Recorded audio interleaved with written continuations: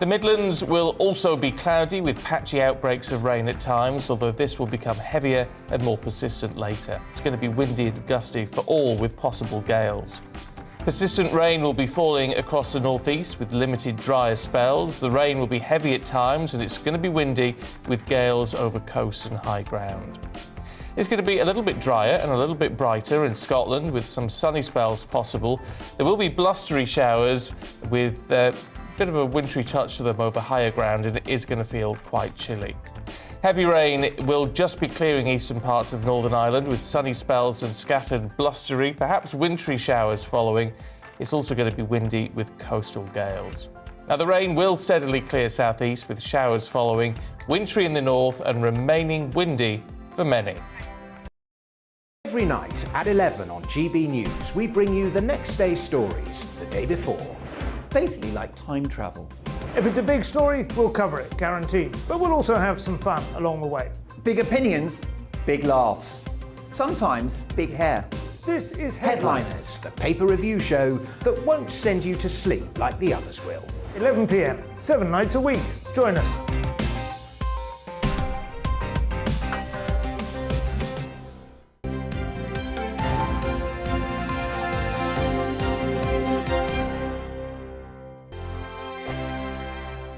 GB News is the UK's home of discussion and debate. From all perspectives. To stay up to date on the latest stories, make sure that you subscribe to the GB News channel right here on YouTube. You can watch us live 24/7 across the whole world. You can also check out exclusive content and catch up on previous episodes of your favourite shows. Every day, we ask the questions that you'd ask, so why not add your voice to the conversation in the comments section? Don't forget to subscribe. We are GB News, Britain's news channel. Every night at 11 on GB News, we bring you the next day's stories the day before. It's basically like time travel. If it's a big story, we'll cover it, guaranteed. But we'll also have some fun along the way.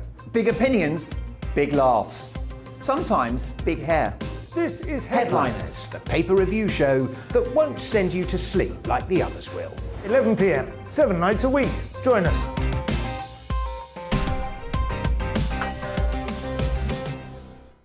Hello there, I'm Eamon Holmes. And I'm Isabel Webster. And we hope you can join us for Breakfast with Eamon and Isabel. You make me laugh out loud, belly laugh. Is that important first thing in the morning? Yeah, absolutely. And there's me trying to be deadly serious. News is a serious business. Yeah, I have to rein you in sometimes. Well, it doesn't stop us laughing at it. It doesn't stop us having an opinion on what's going on. Yeah. And it certainly will not stop us reflecting what you think. Weekdays from 6 to 9:30 on GB News.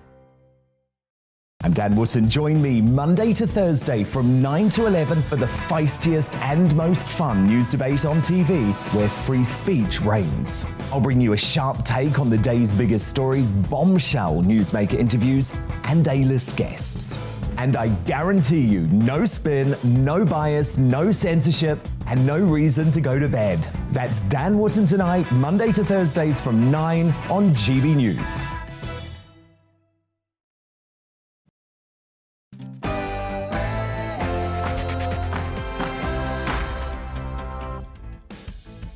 Good morning, you're watching GB News. Today, I'm Michael Portilla. I'm joined by Paul Embley and Arlene Foster. Coming up on the political correction, we're talking about the Horizon IT scandal, which saw more than 700 post office sub-postmasters and sub-postmistresses wrongly prosecuted for stealing company money. Boris Johnson is set to announce the end next week of restrictions in England on COVID. People won't have to self-isolate after testing positive. And we discuss the controversy surrounding Kamila Valieva. That plus plenty more after the latest news.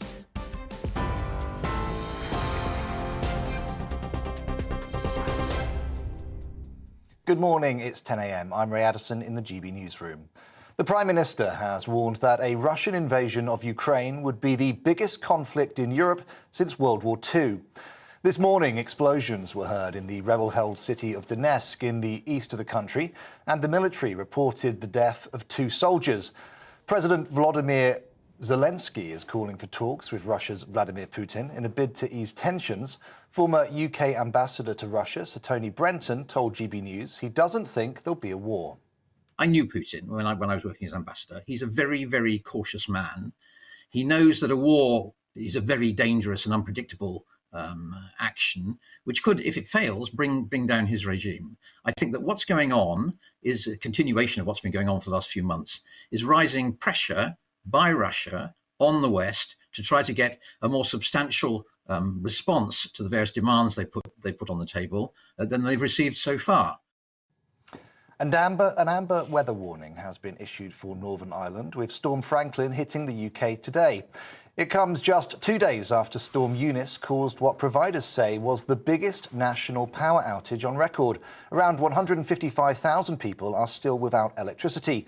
Yellow weather warnings are also in place for Wales and most of England, with winds of up to 70 miles per hour expected to cause more problems. The legal requirement to self-isolate if you test positive for COVID is set to end this week. Downing Street says the Prime Minister will lift the restriction by Friday as part of his Living with COVID plan. He'll tell MPs that the vaccine programme testing and new treatments can be relied upon to keep the public safe. Senior NHS managers have criticised the move. Labour MP Steve McCabe told GB News the decision seems sudden. Everyone would like to get back to normal. I understand that, but it's not that long ago that you were interviewing people about new variants and potential additional risks. And I'm just slightly surprised that all of a sudden someone is able to say, that's it, we've decided it's over. Scotland's Constitution Secretary says the proposed Brexit Freedoms Bill has been drafted without adequate consultation with the rest of the UK. Angus Robertson has written a letter to Brexit Opportunities Minister Jacob Rees-Mogg calling for closer relations with the European Union. Mr Robertson says any proposals to change the law in devolved areas must not take place without the consent of the Scottish Parliament. Canadian police will make what they hope will be a final push to clear the capital of demonstrators today. Police, who've arrested 170 people, have been using pepper spray and stun grenades to clear lorry drivers from the city centre after 3 weeks of protests against vaccine mandates. The self-styled Freedom Convoy has inspired similar protests in France, New Zealand and the Netherlands. A helicopter has crashed dangerously close to swimmers on a crowded beach in Miami. No one on the beach was injured, but 2 of the 3 people on board the aircraft were taken to hospital. They're said to be in a stable condition. The public is being advised not to approach a dangerous dog which is on the loose. Devon and Cornwall police are searching in the Bodmin Moor area for the 7-year-old German Shepherd mix. The dog escaped from its lead yesterday evening.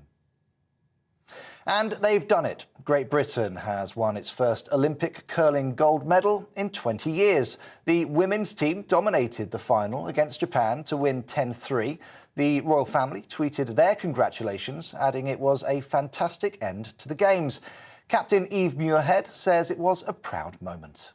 Feel phenomenal. It's a moment that we're going to remember forever. This team has put in a fantastic shift this week. We're very proud of each other. And yeah, we can't wait to celebrate together. Well done. OK, this is GB News. We'll bring you more as it happens. Now it's back to the political correction.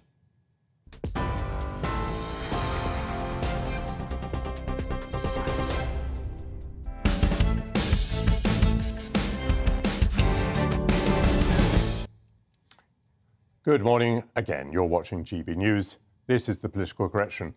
We're here for the next 2 hours to correct politics and put you, the people, back in charge. It's not about journalists talking to journalists.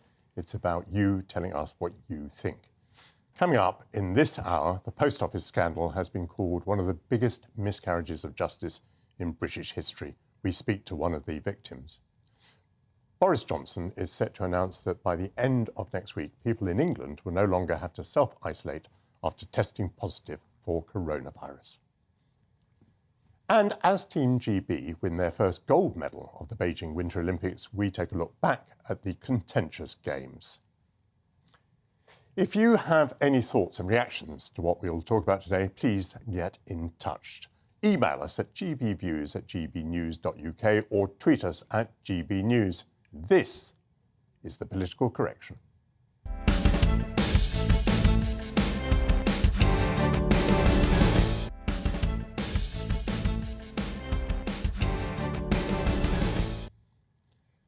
At last, a public inquiry was launched this week to determine why more than 700 sub-postmasters and mistresses were wrongly convicted due to a flaw in a computer system between 2000 and 2014. It will look at whether Fujitsu, who developed the system Horizon, knew that the system had flaws while its data was being used. Why was this allowed to happen? What now needs to be done? Joining us to discuss this is the former sub-postmistress Janet Skinner, who's recently been vindicated after serving 9 months of a prison sentence. Good morning to you, and thank you so much for coming on the programme. I believe that your conviction, your prosecution and conviction, followed you raising the alarm that there was something wrong with the accounts in your sub-post office. Is that right? Yes, that was back in 2006, which I was prosecuted for and then sent to jail in 2007. And is it right that you were advised by your own solicitor to plead guilty to a lesser charge to avoid facing conviction for a greater charge? In other words, that you were advised to say that you had committed a crime that you had not committed? Yeah, what he advised me to do was the post office prosecution team had offered a plea and said if she takes a guilty plea for the false accounting, we'll drop the theft. But they'd already cleared me of theft anyway. I mean, they had access to all my financial details. So there wasn't anything else to prove. I mean, hindsight's a wonderful thing. And I ended up taking the guilty plea because he said if I pleaded guilty to it, then I wouldn't get a custodial sentence, but I got a custodial sentence anyway. Paul Embry is going to ask you a question. Janet, I was just interested, really, what impact did this have in terms of your own reputation within your community? Because obviously postmasters, sub-postmistresses are often pillars of their communities, and when they're hauled off to jail in this way, it clearly affects their standing in a very serious way. What did it mean for you in terms of your reputation and your relationship with your community? Hull's quite a small town, and obviously the papers didn't actually print a very good story about me. People shunned me. Do you know what? I spent 14 years being actually embarrassed to say my full name just in case people recognised who I was. That was just, and I mean, when I went to jail, it was my kids that was left behind who had to deal with what was being said about me in the tabloids and things. So. Janet, it doesn't seem to me that anybody has been held to account for what has happened. Is that something that bothers you? Do you feel embittered about that? Yeah, I do. People think this is all about getting compensation. And for me, do you know what? It's not. It's about justice. I mean, I was prosecuted in 2006, sent to jail 2007. And I mean, there's been numerous victims that have been sent to jail. And there's obviously there's 736 convictions that they've taken, which works out between the actual time of the installation of the Horizon system up to 2014, works out 1 per week, per year, for every year. So, and for somebody to never be held to account, I don't just want this inquiry to just take all the information and then nothing happen at the end of it. This isn't just about one person. This is about a number of people who've overviewed what's been going on. Janet, you feel then that you could have expected the management of the post office to spot that something untoward was happening, to show some curiosity about why so many hundreds of postmasters, sub-postmasters and mistresses were being prosecuted? When you go from, I mean, because it was manual up to 2000, and balancing was extremely easy because you had like 2 ledgers. You had your daily ledger and then you had your weekly ledger. So everything that you did daily was transferred into your weekly.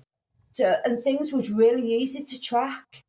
But then obviously with the Horizon system, it wasn't. You just basically went by what them figures said. Janet, Skinner, thank you very much indeed for speaking to us. Thank you. So, Arlene, I wonder, how do you react to this? I mean, it does strike me that it is quite extraordinary that this situation could go on for many years within an organisation without the management simply saying it is implausible. It is implausible that this number of people can suddenly have become rogue or criminal. How can there have been such a lack of curiosity, do you think, within the organisation about what was going on in the post office? Well, I think that's actually the nub of the problem here, Michael, because here you had over 700 people suddenly becoming criminals overnight, people who were pillars of society, people who the community would have went to, and all of a sudden these people were committing frauds according to the system.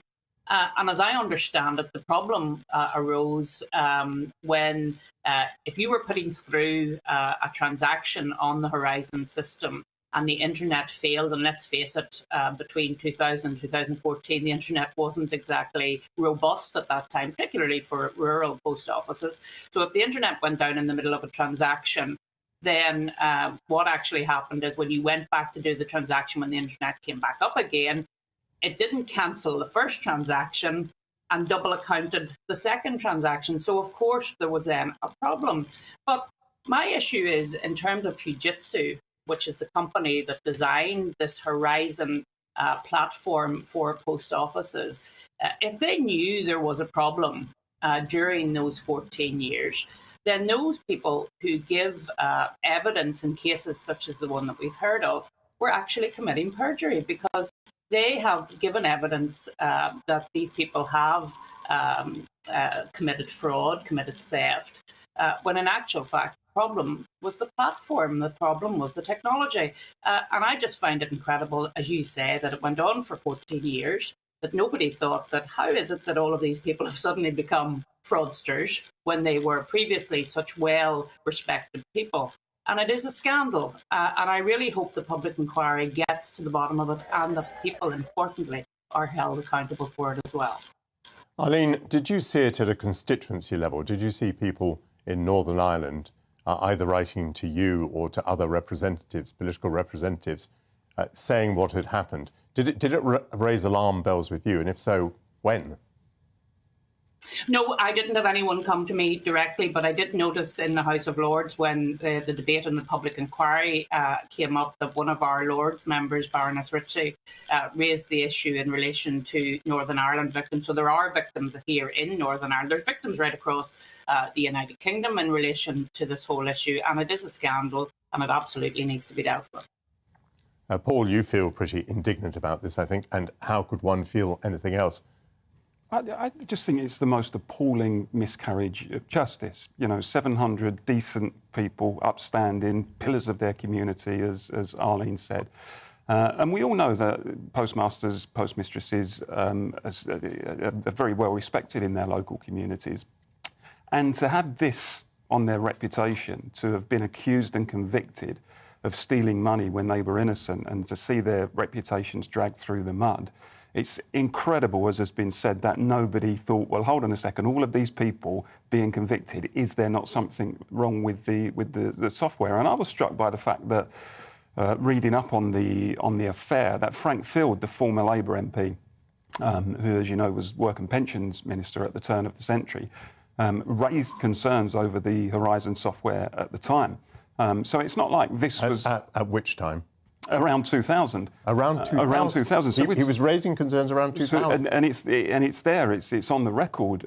So we're talking about 20 years ago that some people were flagging up the fact that there were glitches and problems with this software.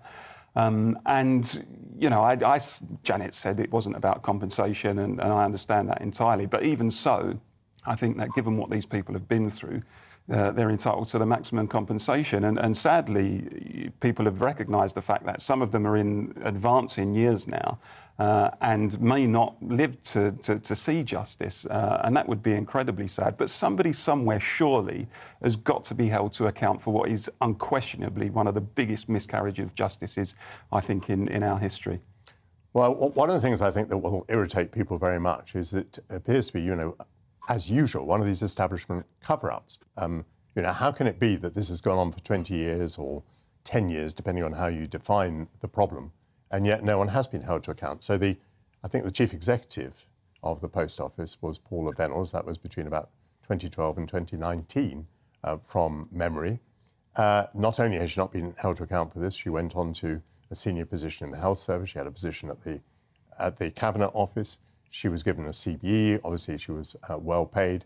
She was a vicar in the Church of England. She was due to go before a select committee, I think in late March of 2020. And of course, we all know what happened to committee hearings in late March of 2020. It was postponed and I think has not been re-held. So it really is an extraordinary case of the person at the top not being held accountable and indeed being multiply rewarded, I think, for non-performance. And this is going to make people very indignant. And Arlene raises, I think, what is a separate question, which is what went on at Fujitsu. I mean, one could understand a glitch in programming. Everyone can make a mistake. But the issue we're now looking at really is when this glitch in the programming was understood, and whether people then decided that there needed to be some sort of cover-up, and whether then false information was supplied as part of the convictions. So maybe almost a final question to the two of you, to Arlene and to Paul. Do we think that the public inquiry will give satisfaction? Will the people responsible for this be held accountable? Arlene, what do you think? Well, first of all, I was reflecting on how we were talking about the defensiveness of institutions last week when we talked about the Metropolitan Police. And here we have another big institution, the Post Office, which of course is 100% owned by the government, being defensive about something that has impacted upon individual lives. And we should remember that one of those involved actually took his own life. So, I mean, this has had a huge impact on these individuals, and we shouldn't minimise the fact that the stigma that these people felt. And you heard Janet saying that she wouldn't use her full name in case people recognised her. I mean, that is an incredibly huge issue for an individual person to have to deal with. But I do hope the public inquiry gets to the truth. The public inquiry has got statutory powers, so they can ask for documents and data. And I hope that they use those powers to get to the bottom of all of this and to bring some semblance of justice. They can never be fully compensated for what they've gone through, but they should at least, hopefully, get some semblance of justice and people are held to account for what has happened. Oh, Paul, it all takes so long, doesn't it? Do you have faith in the public inquiry? Not particularly. I don't have faith in public inquiries generally. We live in a culture now, sadly, where nobody falls on their sword. Nobody takes the drop when they're head of an institution that has failed badly, as has happened here. But I hope the public inquiry at least asks the right questions, and holds Fujitsu to account for the glitches, and did they know about them, and when did they know about them? When did the post office managers know that this was a serious problem? Why didn't they flag up the fact that so many of their postmasters and postmistresses were being convicted? Was that not a warning light to them? So I hope it asks the right questions at least. As to whether it will deliver justice, we can only wait and see.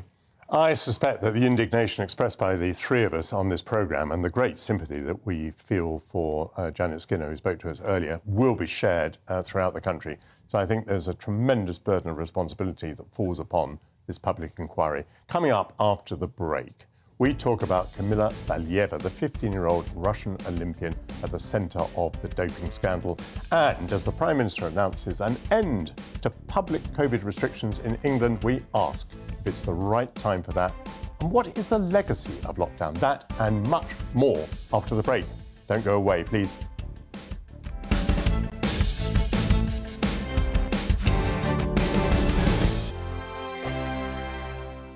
GB News is the UK's home of discussion and debate from all perspectives. To stay up to date on the latest stories, make sure that you subscribe to the GB News channel right here on YouTube. You can watch us live 24/7 across the whole world. You can also check out exclusive content and catch up on previous episodes of your favourite shows. Every day, we ask the questions that you'd ask, so why not add your voice to the conversation in the comments section? Don't forget to subscribe. We are GB News, Britain's news channel. Every night at 11 on GB News, we bring you the next day's stories the day before. It's basically like time travel. If it's a big story, we'll cover it, guaranteed. But we'll also have some fun along the way. Big opinions, big laughs. Sometimes big hair. This is Headliners, the paper review show that won't send you to sleep like the others will. 11 p.m, 7 nights a week. Join us.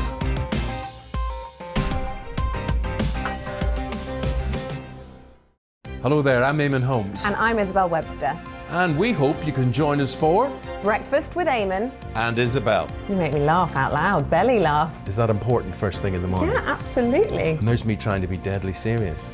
News is a serious business. Yeah, I have to rein you in sometimes. Well, it doesn't stop us laughing at it. It doesn't stop us having an opinion on what's going on. Yeah. And it certainly will not stop us reflecting what you think. Weekdays from 6 to 9:30 on GB News.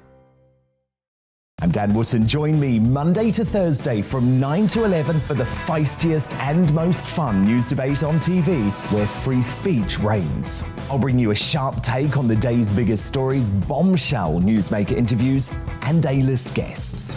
And I guarantee you, no spin, no bias, no censorship, and no reason to go to bed. That's Dan Wootton Tonight, Monday to Thursdays from 9 on GB News.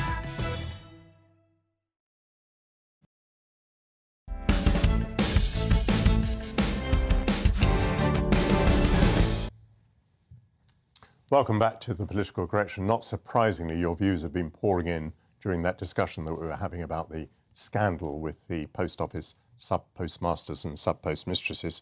And John has said, I have only one question. Why has the Serious Fraud Office or National Crime Agency not opened an investigation into the post office and the staff of the legal office? Paul, what have you got? Graham writes in and he says, in the late 90s, I was involved in the planning of Horizon for post office counters and can tell you that the organisation of the project was a real mess. What happened after the launch doesn't surprise me. It's an interesting one from Graham. And here, I mean, this view surprises me because it certainly doesn't chime with my own. But John says the elephant in the room is the legal system is not fit for purpose. The problem is not the post office. The problem is that our legal system failed. This is a big case of, and how many small ones are there out there? Well, I think the problem has been the post office, but there we are. That's my view. Keep your views pouring in, please. 15-year-old Russian figure skater Kamila Valieva is in the middle of a doping scandal at the Beijing Winter Olympics. After testing positive for a banned substance, an anti-doping case has been opened to decide whether she will be awarded for any medal performances at the Games. She finished in 4th position in a single event after falling over several times during her performance, and onlookers have criticised her coach for her reaction after the falls and expressed sympathy for the athlete who was visibly distraught. To discuss the story, we're joined by Aidan McGee. Aidan, first of all, may I ask you, how well or badly do you think that the scandal has been handled by the Olympic authorities? I think it's been atrocious, actually, Michael. I mean, the president of the IOC, Thomas Bach, actually said he felt very cold when the 15-year-old Kamila Valieva left the rink the other night, having made several mistakes, as you mentioned just in the link just a few moments ago. But then you have to say, well, he's the president of the IOC. He's kind of presiding over this, as his title implies. Why isn't more done? Why, even if the rules don't require her to leave competition right now, what benefit was there for her to go out there and perform and make all those mistakes and be visibly upset? And then there's the question of what's it doing to this young girl mentally to have to go through this. I would say that it's not doing any good whatsoever, and she needed to be as far away from this as possible, but maybe in a show of defiance, her entourage, because all the decision-making is coming through them, let's be honest. I think she should have been removed from that situation completely, and I don't know why she was left there at all.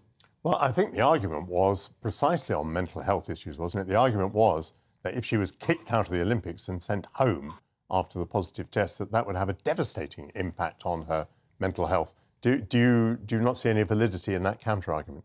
Yeah, look, it's a counter-argument, of course, but I mean, yeah, OK, let's look at how it played out. I thought it was absolutely disastrous. I think it will have much more of a detrimental effect going forward in her performances, not just in her performances, though, but also just in her in life. I mean, I don't think there's much possibility that you'll see her again on a skating rink. I think the damage, the residual damage to her, not just her reputation, but also mentally, will be so deep that I don't think you'll see her again. And that's such a shame because she's clearly a talent, But at 15 years old, and if she's found to be, if the investigation finds that she's in breach of the or of a doping violation, then I think it's very difficult for her to return to competition.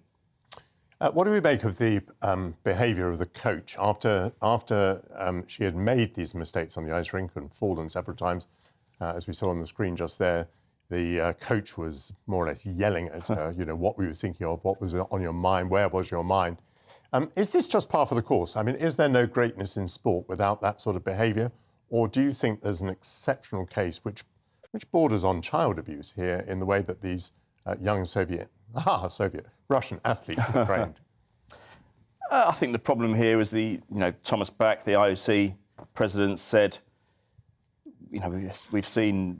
Sorry, I'm having a diabetic hypo at the moment. I have to. I'm just a slight one. I have to recover my composure. I do apologise. No, you go ahead. I was just wondering whether actually in sport, it's kind of necessary for the coaches to be as tough as that, or are we seeing something rather special, rather exceptional, rather horrible in Russian skating? I think. So I really can't continue. No, it's fine. Paul, what do you think? Well, you must have been fairly disturbed by what appeared like an abusive situation. I think exactly that. I think there's two issues. There's the doping issue, and there's the way that young sports stars are generally treated and how much pressure is put on them. I mean, can a 15-year-old seriously be held accountable if she's got a banned drug in the system? Is that a decision that she's made of her own volition?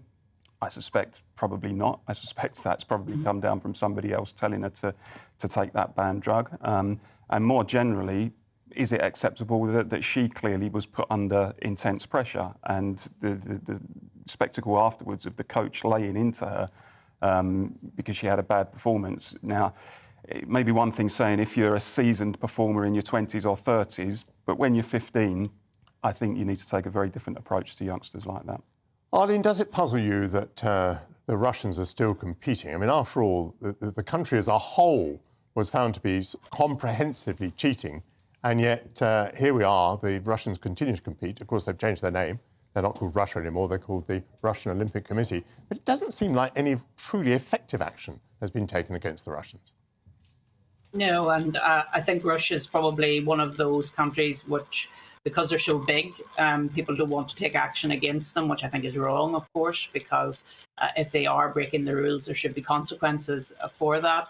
But isn't it incredible that the big story coming out of these Winter Olympics isn't about the fabulous athleticism of the competitors and what has been achieved? I mean, I have seen relatively little in relation to what's going on at the actual Olympics. The biggest story coming out of this is the treatment of this 15-year-old competitor. And I agree with Paul. I mean, I don't think she's culpable for what has happened in relation to doping, although I did note that the story was being put out that she'd taken her grandfather's medicine and that's what had happened and all the rest of it.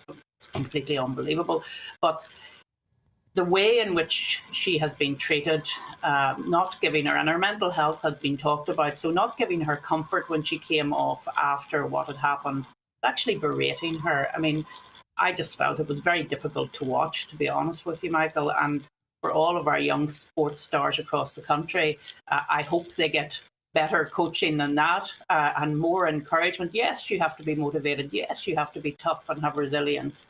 But you also need to be comforted when things don't go to plan. And I think that's an important message to say as well. This may not be the last time on this programme that we talk about effective action against the Russians. May not be the last time we mention the Winter Olympics either. But Priti Patel has announced that the golden visa scheme used by wealthy individuals will end this week, citing security concerns over financial corruption, particularly by Russian oligarchs. The scheme permits investors who contribute upwards of £2 million into the United Kingdom to fast-track acquiring a visa. It's part of a wider government crackdown on illegal financial activity. Some legal experts have questioned the decision, saying that it may deter investment and talent from other nations coming to the United Kingdom. So, Paul, how do we strike the balance here? I mean, I am personally shocked that this scheme exists. I mean, it seems to me absolutely tailor-made for corrupt money. I don't enjoy living in London, a city which is now has a tremendous reputation for dirty money circulating. You look at vast property developments in London and you're told that they have been bought up by oligarchs. This puts pressure, by the way, on property prices in London and in Britain. But then people are saying, yes, but we want the money to be invested in this country. And maybe they're sort of saying, well, even if it's dirty money, we want the money. Where do you come down on this, Paul? Well, I think arguably there's been a bit too much foreign investment over the years in terms of people from overseas buying up our assets and, as you said, pushing property prices up. And I do think we should screen people. I do think we should take a very robust view on who is allowed to get a visa, who is allowed to invest in our country. And I think the process should be a very rigid one. I think we have to look at people's backstories. We have to look at their history. We have to consider what their motivations are for wanting a visa or for investing in the country. We have to consider what good that will do, if any at all, for wider society, for the economy. And if they don't get a clean bill of health, then frankly, we do have to say, look, there's no place here for you.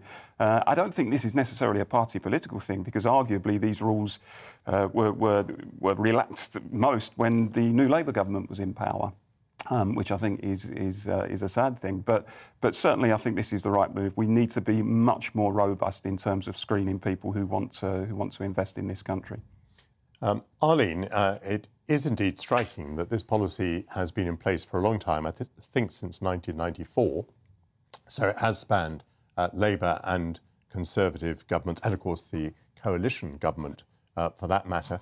I think it also raises an interesting question, doesn't it, which is whether we're prepared to pay any price or bear any burden whatsoever in countering Russia. Because if there are those people now arguing, we've got to keep the 2 million golden visa scheme because we're going to lose a bit for the British economy, well, then it raises the question as to whether we're willing to do anything in order to sanction the Russians. Oh, I think that's right. And Priti Patel has been writing in the Daily Telegraph today about all of this and saying that she's going to take action and it's not just going to stop with the ending of the golden visas.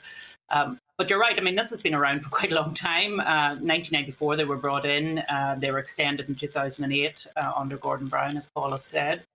There were some restrictions put in during the coalition government. But, I mean, there's a difference between investing in the UK and having a visa. I mean, the two things are separate. So when people argue that if you do away with these golden visas that you're actually going to cut off inward investment, I don't accept that, because you can still invest in the UK in a business without having a visa to come here. Those two things are separate. And I do think it's time that our government took action against rogue states and against the so-called dirty money that's coming into the UK. I mean, it's been around for a long time. It has taken the Russian aggression on the Ukrainian border to see some action in relation to this. But I'm glad it is happening now, and I hope that we've learned the lessons from all of this and that we don't introduce something like this again in the future.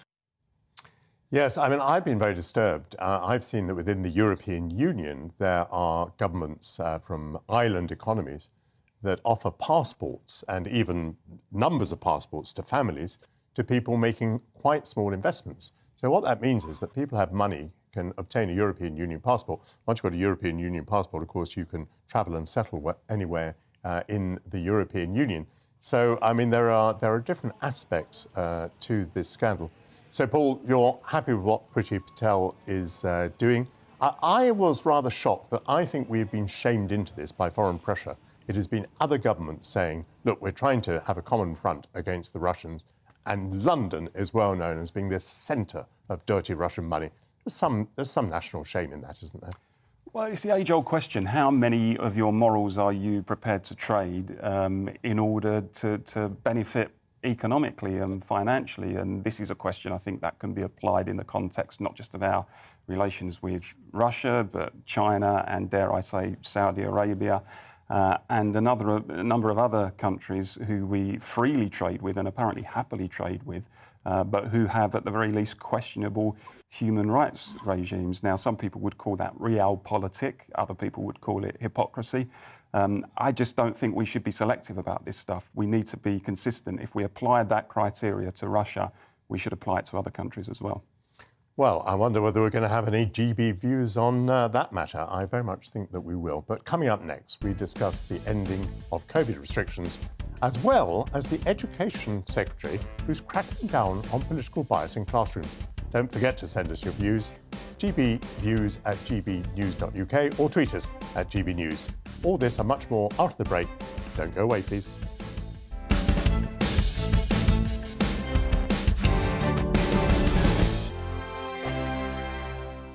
GB News is the UK's home of discussion and debate from all perspectives. To stay up to date on the latest stories, make sure that you subscribe to the GB News channel right here on YouTube. You can watch us live 24/7 across the whole world. You can also check out exclusive content and catch up on previous episodes of your favourite shows. Every day, we ask the questions that you'd ask, so why not add your voice to the conversation in the comments section? Don't forget to subscribe. We are GB News, Britain's news channel. Every night at 11 on GB News, we bring you the next day's stories the day before. It's basically like time travel. If it's a big story, we'll cover it, guaranteed. But we'll also have some fun along the way. Big opinions, big laughs. Sometimes big hair. This is Headliners, the paper review show that won't send you to sleep like the others will. 11 p.m, 7 nights a week. Join us.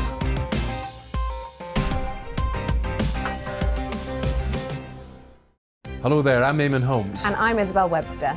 And we hope you can join us for Breakfast with Eamon and Isabel. You make me laugh out loud, belly laugh. Is that important first thing in the morning? Yeah, absolutely. And there's me trying to be deadly serious. News is a serious business. Yeah, I have to rein you in sometimes. Well, it doesn't stop us laughing at it. It doesn't stop us having an opinion on what's going on. Yeah. And it certainly will not stop us reflecting what you think. Weekdays from 6 to 9:30 on GB News.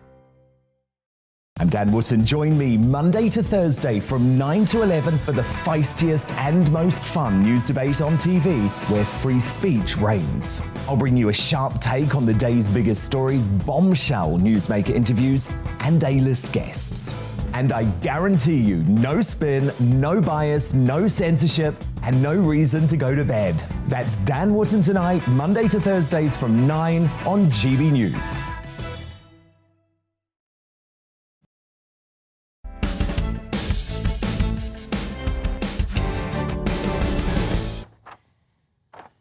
Welcome back to the Political Correction, and thank you for sending in your views. On the Olympics, Kim says that the Russian skater, should have been banned. They just took a chance because in China, no Russian should be there in any event. Robust. And Alex says also on the Olympics, can someone please ask, is this all about Russia hating? A GB athlete did something that lost his whole team a medal, talking about the sprinter, and we had our silver medal chalked off, and no one is speaking about it. Last night, Boris Johnson announced a new plan for living with COVID-19, with all public restrictions expected to be scrapped as the government praises its vaccine rollout. Certain measures, such as surveillance of trends in public health and increased testing, will be retained to allow the government to respond to new variants. Number 10's statement acknowledges the detriment that successive lockdown measures have had on mental health and education, but reiterated the necessity of those restrictions for the sake of saving lives during the pandemic. Well, is the Prime Minister right to end the measures now and have the restrictions proven to be a success or a failure? Paul, I mean, it strikes me that this is now going to be one of the great battles because everyone says we must learn the lessons from the pandemic. But of course, what you see as the lessons from the pandemic depends on your position on the political spectrum, your position on the libertarian spectrum, perhaps. What do you think, first of all, about the ending of the restrictions? And what do you think about the battle for the lessons to be learned? I think the ending of the restrictions is correct. I mean, when we didn't apply the restrictions at Christmas, we had all forecasts of doom that it was going to result in thousands of deaths.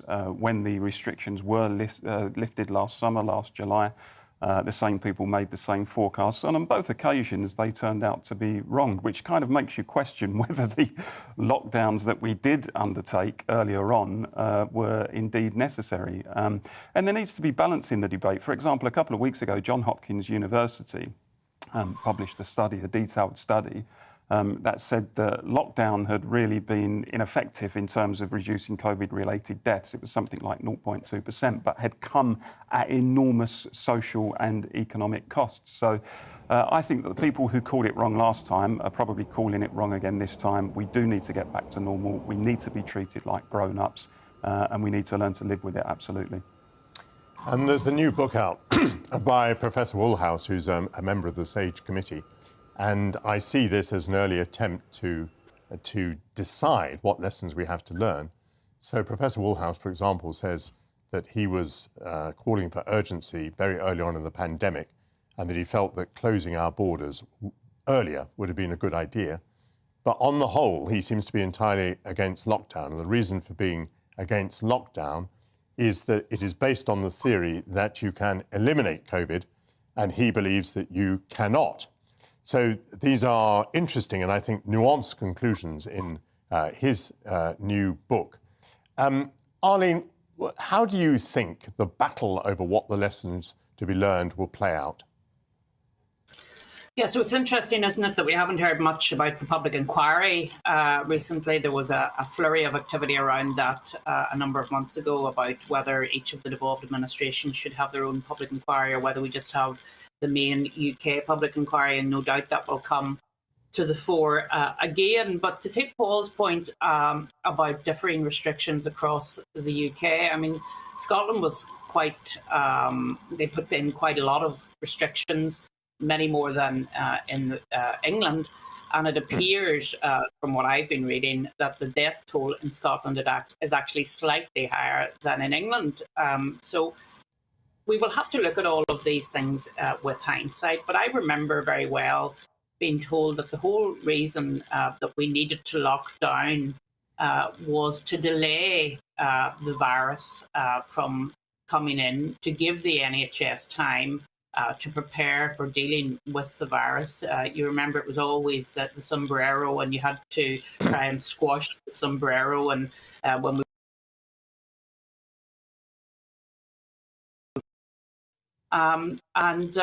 you know, we'll have to challenge all of those assumptions that were given to us at the time, and again to look at the modelling and the basis of the modelling. But I think it is right that the Prime Minister does continue to monitor, because it's through monitoring that you can prepare a plan for, God forbid, if this ever happened again, if another pandemic came. And I think we will have to look not only at the reaction when the pandemic came, but what plans have been put in place to deal with pandemics before it actually arrived. Because we know there were some plans, but those plans weren't stuck to. We did vary off into lockdowns and things like that. So the public inquiry will be very important. We will have to reflect on decisions that were taken and why those decisions were taken at that time, and whether the right decisions were made. And I think it'll be a very interesting voyage of discovery for all of us, including those of us who were involved in decision-making at that time. Right at the beginning, there was a sort of cat let out of the bag by the government that they were going for herd immunity. And that cat was then firmly stuffed back in the bag because they didn't want to admit that that was a policy. It now appears almost 2 years later that actually herd immunity is the policy, and indeed that it's quite a successful policy. It seems that 97% of our population has antibodies through the vaccination campaign and, of course, from the people who have been affected. But, Paul, it's quite interesting because this debate goes on and on. China, as we've seen in the Olympics, offers a completely different model of how to do with this. They're still on the policy of eliminating COVID. The Olympic Games have demonstrated they've been played without the public being present. They are inside an enclosed bubble or area. I can't imagine how China is going to get out of this policy. But I think it's rapidly being proved that it is the wrong policy. And the United Kingdom, I think, comes out looking pretty good. I think zero COVID is simply implausible.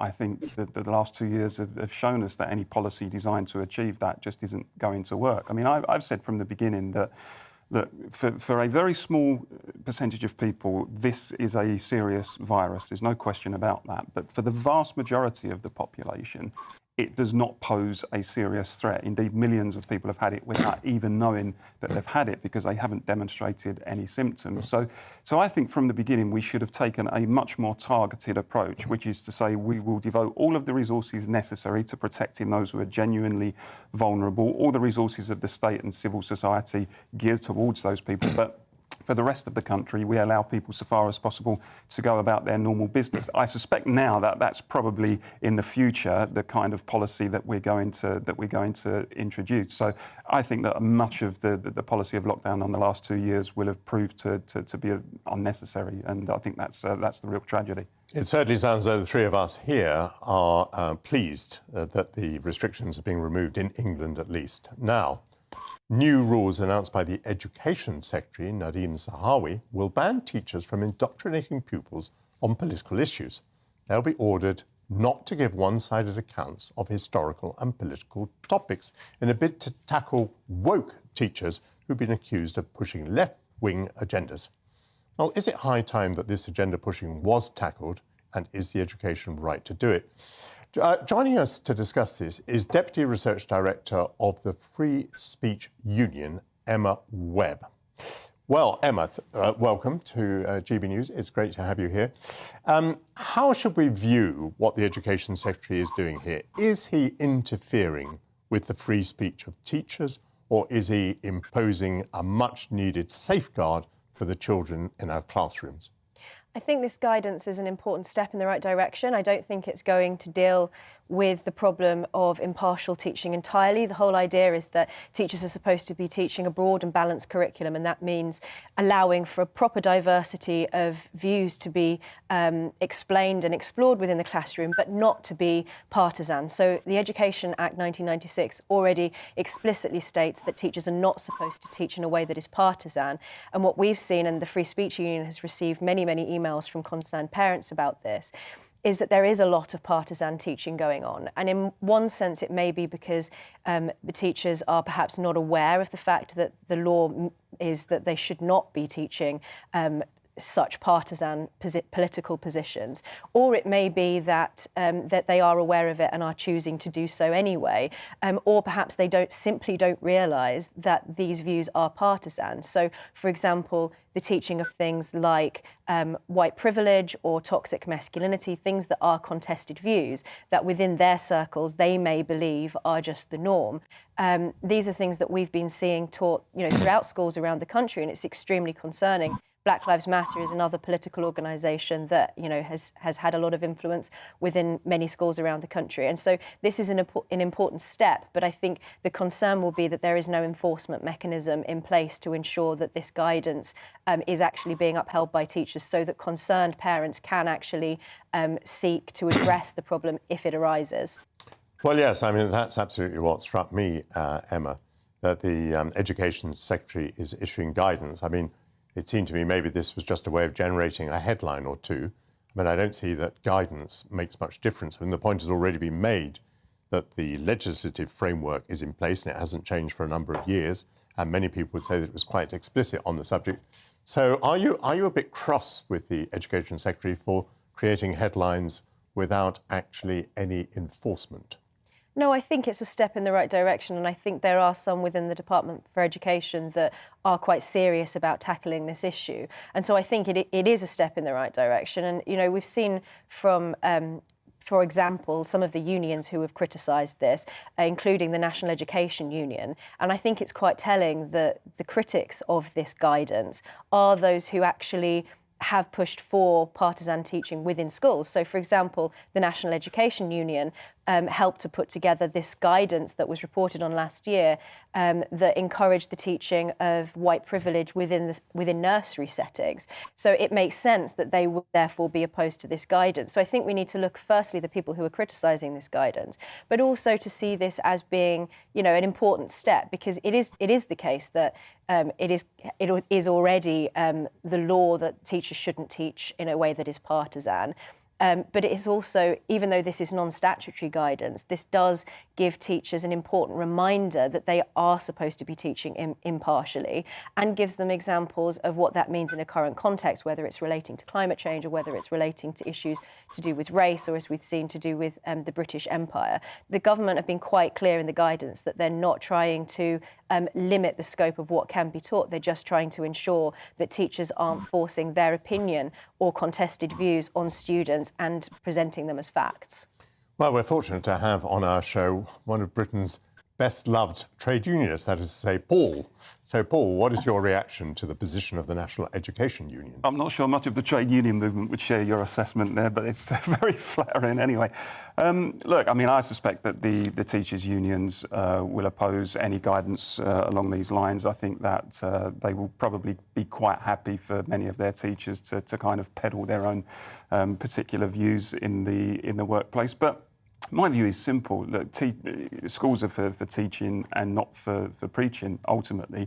I didn't know any of my teachers' political views when I was at secondary school. I never asked them, and they never volunteered the information. I suspect they wouldn't have dreamed of volunteering the information. But it seems to me when you go into schools now, there is very much an attempt to peddle particular political moral cultural positions and to indoctrinate children into articulating those positions. Now, I'm a great believer in free thinking and in children taking part in political debates, but it needs to be done in a balanced and measured way, and it shouldn't be done in such a way that they just regurgitate a particular view because it's come down on high from the teacher. And that does seem to me to be what's happening in some cases. The thing in the Nottingham school recently, where the kids were encouraged to write letters to Boris Johnson calling on him to resign.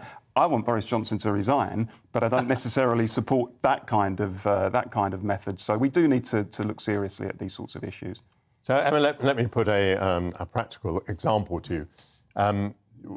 It has been taught for many years that Sir Winston Churchill is a great national hero. Is it also possible, in balance, to say, but he was also the Prime Minister at the time of the Bengal famine, where possibly we don't know how many millions of people died. Is it possible to teach those two things alongside each other?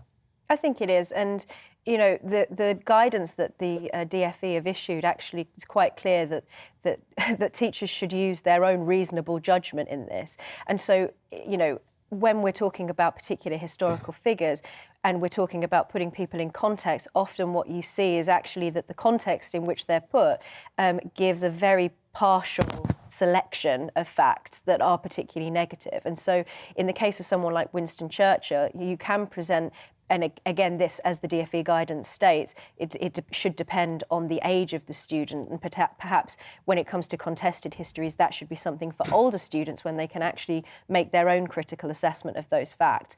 But to present, you know, just simply the historical facts about a particular individual, explaining why they are such a renowned figure in our history, but also explaining the historical context of that. And in my personal opinion, I think it's also important to explain to students the complexity of history and of historical figures, that no single individual is entirely good or bad, and in contested histories you have to have a more nuanced, sophisticated understanding of history and the particular context.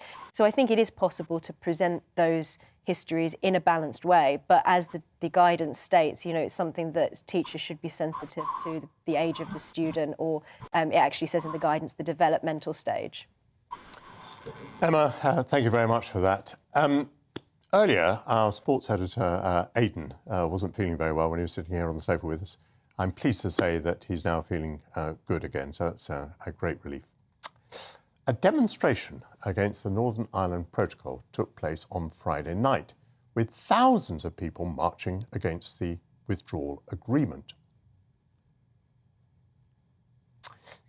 Now, Arlene, how big a demonstration? We've heard it was thousands of people. I mean, is it a big event historically? Does it mean that we're going into a period of turmoil over the Northern Ireland Protocol? Well, I mean, we've spoken about the Northern Ireland Protocol many times and the impact it's having in Northern Ireland. I think what you've seen on Friday night was upwards of 10,000 people coming out on what was the worst night of the year so far in terms of weather. They felt so strongly about it that they came out to demonstrate their opposition to the protocol. I think the frustration was very tangible. people feel that they're not being listened to, despite all of the issues that have been put forward in relation to the protocol and the impact that it's having on our everyday lives. Neither Westminster, Dublin or indeed Europe seems to be taking any notice, and that's why you see these protests becoming larger. And I have to say, quite aggressive as well. We had Sammy Wilson attended, and he said, Sammy Wilson is the Brexit spokesperson for the Democratic Unionist Party, and he has said that the way Northern Ireland has been treated by the European Union is similar to the way in which Russia treats the Crimea. So in other words, annexation. Some people won't agree with that. But I think what they do agree with is the fact that there's no respect for the internal market of the United Kingdom. There's no respect for the fact that we are part of the United Kingdom and therefore should be treated as us. But Europe continues to use these checks that are completely unnecessary because we have exactly the same rules in GB as we do in the rest of the European Union at present. But they continue to press ahead, and I think you will see more protests of this type. And indeed, coming up to the Assembly election in May, things will be ratcheted up. So it is not all good here in Northern Ireland at present. And again, I would say that the answer to this is the triggering of Article 16 of the protocol by the Prime Minister. That's the way to deal with it, and he should do that without delaying any further. And Arlene, just a very brief answer to this, if you would, please. I remember that just before the death of the Duke of Edinburgh, there were riots in Northern Ireland. Should we be fearing riots again? I don't think we will see riots again. What we've seen on Friday night was a very peaceful protest, and I think that's the way in which these protests will continue, and that's absolutely the right thing to do as well. Arlene, fantastic. Let's hope that that is the way that it turns out. Coming up in the next hour of the Political Correction, we're talking about the situation on the Ukrainian border, as well as Justin Trudeau and his decision to implement the Emergency Act in Canada. We'll see you after the break.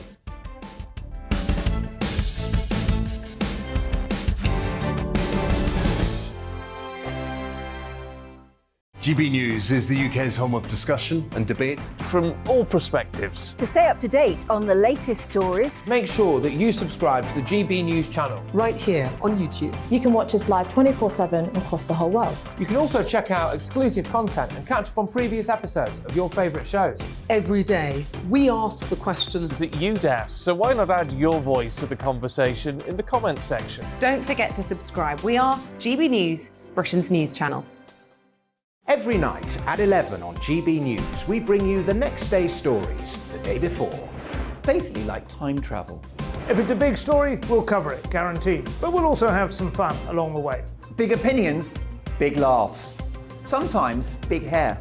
This is Headliners, the paper review show that won't send you to sleep like the others will.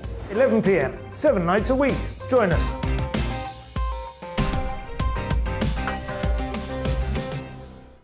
Hello there, I'm Eamon Holmes. And I'm Isabel Webster.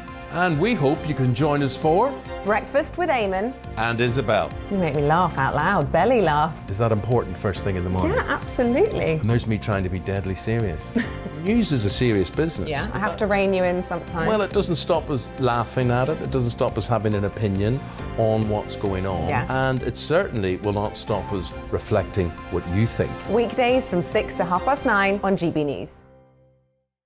I'm Dan Wootton. Join me Monday to Thursday from 9 to 11 for the feistiest and most fun news debate on TV, where free speech reigns. I'll bring you a sharp take on the day's biggest stories, bombshell newsmaker interviews, and A-list guests. And I guarantee you, no spin, no bias, no censorship, and no reason to go to bed. That's Dan Wootton Tonight, Monday to Thursdays from 9 on GB News.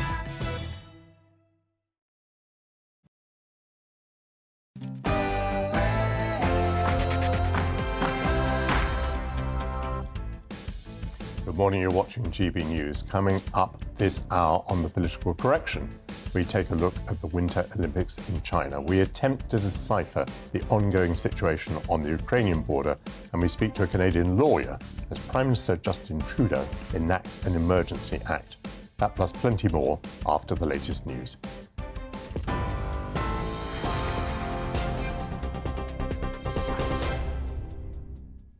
Good morning, it's 11 a.m. I'm Ray Addison in the GB newsroom.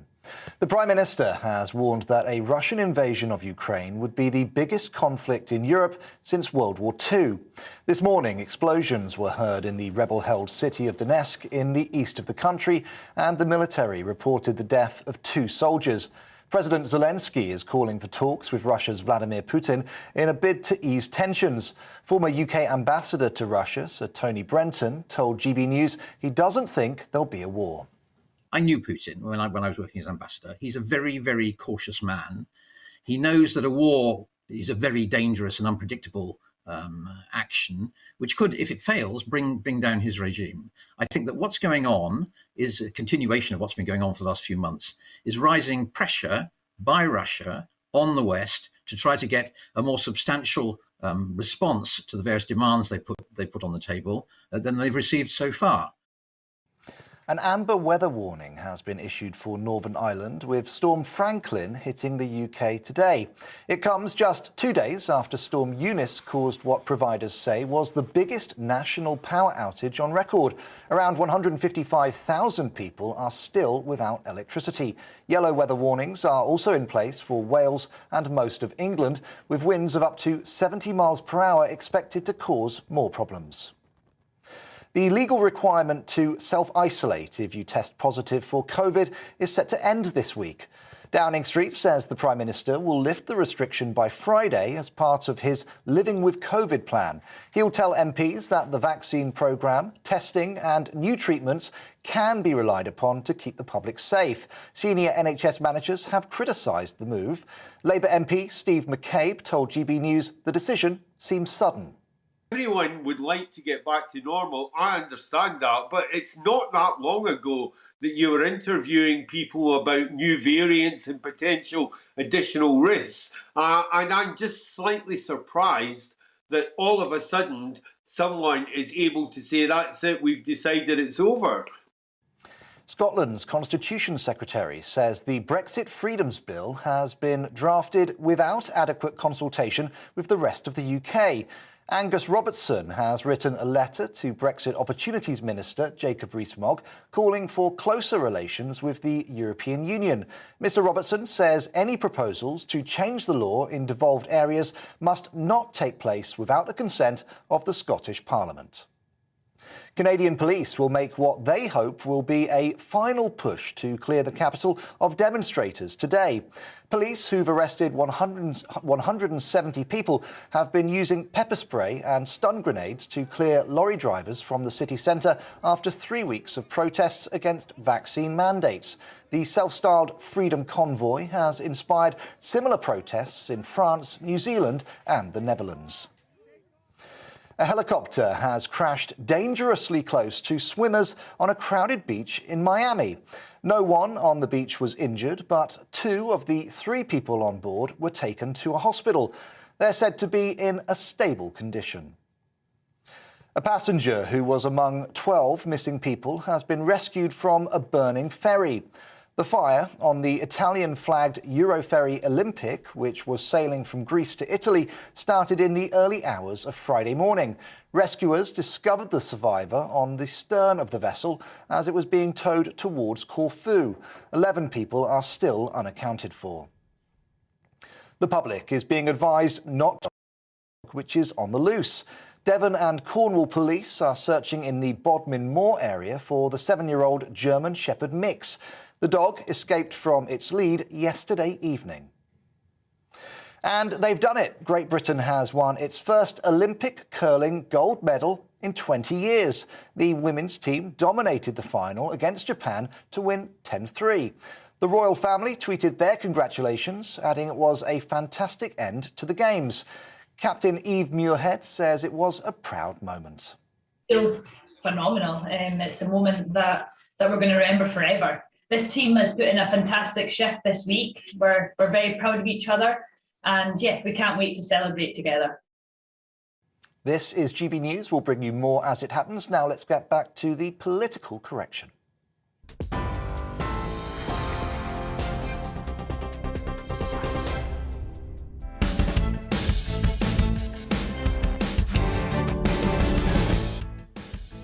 You're watching GB News. This is the Political Correction.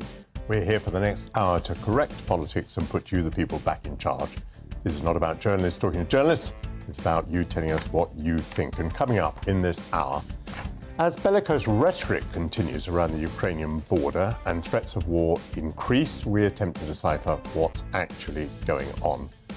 We're joined by an expert to talk about the government's net zero strategy, and we discuss the latest developments in Canada as Prime Minister Justin Trudeau invokes emergency powers. We want to hear from you, so please get involved by emailing us at gbviews@gbnews.uk or tweet us at gbnews. This is the Political Correction.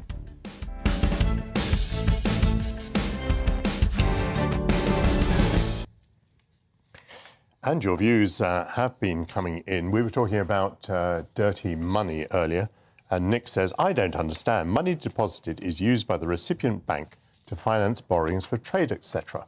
Would we prefer that the so-called dirty money go to North Korea or, in his day, to Robert Mugabe?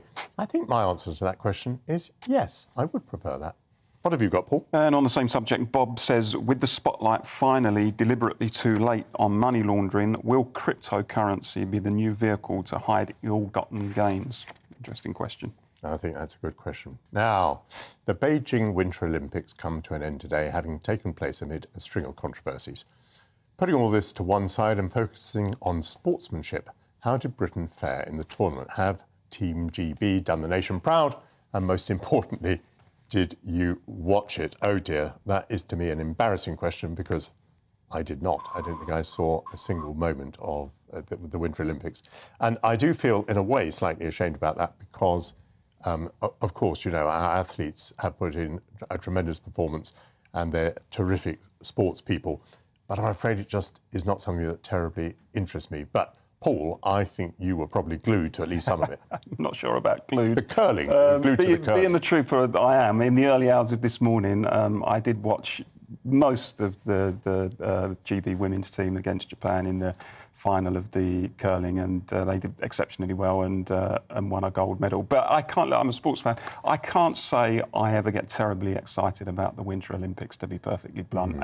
We're not really a winter sports country, are we, particularly? And we've had the odd exceptions over the years, the likes of Torvill and Dean and whatever. But it's always struck me that the Winter Olympics is a bit of a niche kind of event and not something that the public clamours to in the way that they do the Summer Olympics. But nonetheless, you know, we've won a gold medal. I think we've got a couple of silvers into the bargain as well. So I guess that's not too bad. But not as good as 4 years ago when I think we won 5 medals. And you see, I'm rather puzzled that it sometimes goes to Russia, Sochi. I think it went there possibly even after the invasion of Crimea.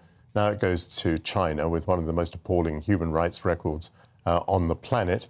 And the Winter Olympics keeps going to places that don't have any snow. But Arlene, what's been your reaction to the Winter Olympics? Yeah, you're right, actually, because there was the bit that I did see about the Olympics was this ski jump that had been constructed in the middle of what seemed to be an industrial estate, and all around it was very grey, and then they just had all of the snow on some sort of a hill that they had constructed. I mean, bring back Eddie the Eagle is what I say. I mean, that's what we need, a bit of colour. What we've heard, as I said earlier, from the Olympics, unfortunately, has been controversy around the Russian skater. If I was to pick a sport from the Winter Olympics, it would be ski jumping. I think it's fabulous to watch. Obviously, we're not excelling in that sport from a UK point of view, but I do think that the Winter Olympics have been a bit of a damp squib, and I'm sorry about that for particularly our athletes. And it's really good to see us getting. I think we've only got 2 medals this time round, 1 gold and 1 silver for the men's curling team. So we seem to be experts in curling. It's good to be experts in something. Well, I was in Switzerland the other day, and guess what? It's got lots of snow. I mean, real stuff that falls from the sky. So here's a suggestion. Why don't we go to a country that has snow and which is an admirable democracy? Any takers for that particular idea? Scotland's got the snow, but not an admirable democracy at the moment. Yeah. So that rules them out, sadly, doesn't it? I think that's the best joke of the week. Very good. For weeks on the political correction, we've been discussing tension on the Ukrainian border, and for weeks we've been asking whether a Russian invasion is imminent. This week, the rhetoric has stepped up more, with Boris Johnson saying that the evidence suggests that Putin is planning the biggest war in Europe since 1945.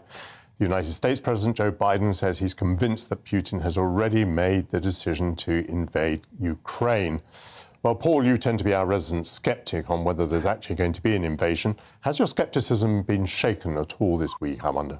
No, I mean, we were told by the intelligence services and leading politicians that the invasion was going to happen most likely last week. It didn't happen, so I'm just as sceptical. Look, I have no idea whether Putin will invade. I think he'd be mad to if he did, but, you know, you can't rule out that possibility. The only thing I think is clearly now high stakes. I mean, Western politicians seem to be up in the stakes every day on this by claiming that they know he's certain to invade. And Boris Johnson said last night it's going to be the biggest war in Europe since 1945. And I just think that if they've got that wrong, first of all, they're going to be left with some egg on their faces. And secondly, I think they need to be held to account, because by ramping it up in this way, they really are inflaming tensions. Now, it may turn out, as I say, that their warnings were justified. But if they're not, then I don't think they should be allowed to get away lightly with engaging in this kind of bellicose rhetoric, and then everybody forgets about it, because it really has stirred the pot. But I'm sceptical, but we'll see.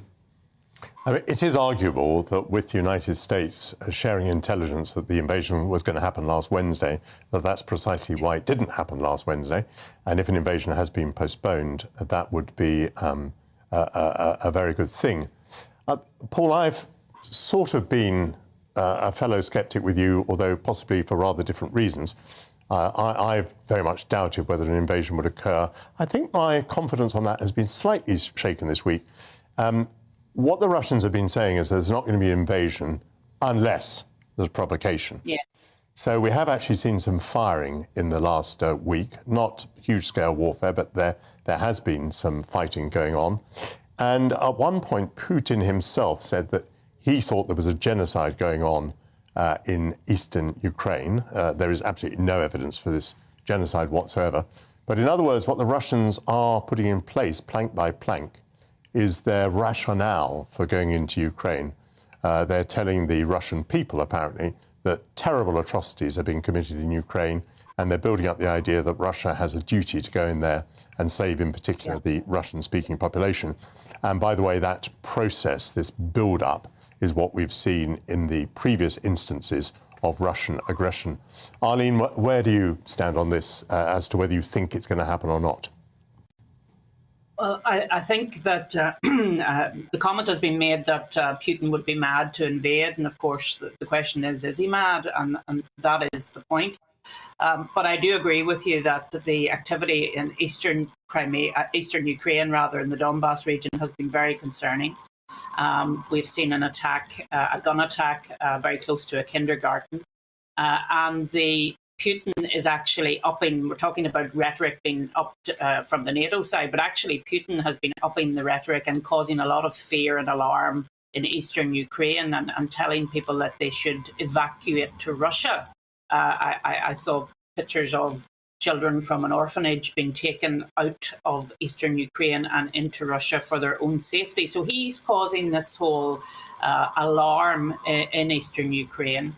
And then we had the Russian parliament actually pass a motion in the Duma that said that eastern Ukraine was to be seen as an independent state and no longer under Ukraine. So, you know, that is a very aggressive move as well. It hasn't been signed off from the president at present, from Putin, in other words, but it wouldn't have went through the parliament if Putin hadn't have wanted to send a message that he views eastern Ukraine differently from the rest of Ukraine. So there is a real battle around sovereignty at this present moment in time, she says, coming from Northern Ireland. And I really think that Putin is upping his rhetoric in a way that can't be ignored. I do object to this presentation of the Ukraine government and the Ukrainian regime as being kind of all motherhood and apple pie. And, you know, the Russians are the terrible villains. I mean, I have, as I've said previously, I have no time for Putin at all. But actually, when you look at the Ukrainian regime, you know, it's a very strongly nationalist regime. It's got elements of neo-Nazis, effectively, as outriders. Things that you would imagine you know, Western leaders in the EU, for example, would be completely opposed to. But it seems to suit Western leaders at the moment to turn a blind eye to that and just to present Ukraine as the good guy and Russia as the aggressor. And I just think, as I've said before, the whole debate is just filled with hypocrisy. We all know that in the days of the Cold War, if the Soviets had tried to advance the Eastern Bloc to anywhere within sight of the American coast, and we saw it, let's not forget, with the Cuban Missile Crisis in the early 60s, America did go absolutely crazy and says, absolutely no way you're coming anywhere near our borders, get back. And some would argue, well, that's effectively what Putin is doing in response to NATO. NATO, this ever-expanding eastward march going right up to the Russian border, trying to inveigle Ukraine into its web. Russia sees that as a threat, whether or not they're right to. The reality is that they do. So there needs to be consistency. If we wouldn't like it the other way round, then we need to perhaps understand why other people react to it when we support NATO marching ever more eastwards. If there is not to be an invasion, if an invasion has not been planned, as the Russians say, then all this must be about testing the solidity of NATO and the Western response. And I don't think that the solidity has looked very impressive. Therefore, I think Putin has scored a success without more than a few bullets being fired at this stage. We were discussing under the golden visa topic, you know, whether there's any burden we're willing to bear, any price we're willing to pay to sanction the Russians.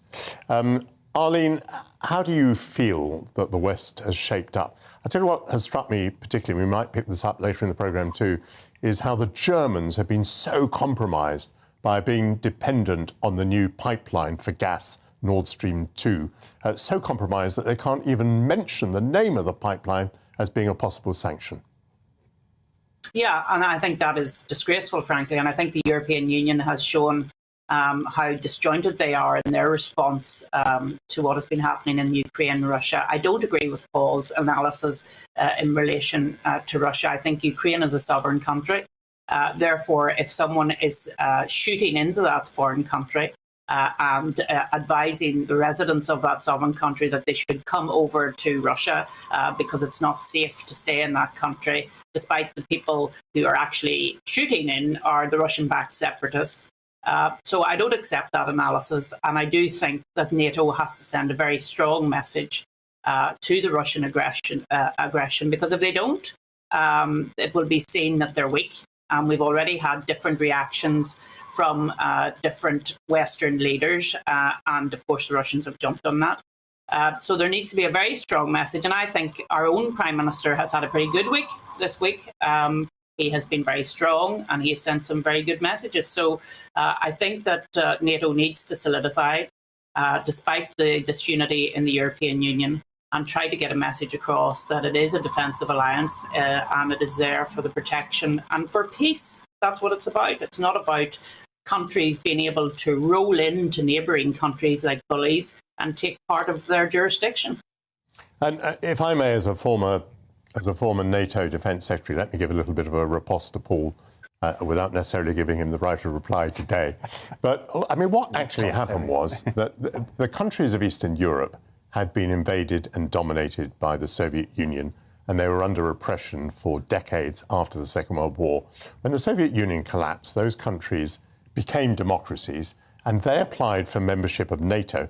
NATO is a defensive organisation, and the reason that they applied for membership was they wanted to be defended. So we extended the NATO guarantee to those countries. If Russia has a problem with that, it is because Russia has such a history of aggression that its neighbours feel they need to be in defensive alliances. Now, I will also comment that when I was in the job more than 20 years ago, there was no question of admitting Ukraine to NATO. There was no question that we would want to give that guarantee to Ukraine, and that's the situation we're in now, because the guarantee does not exist. But I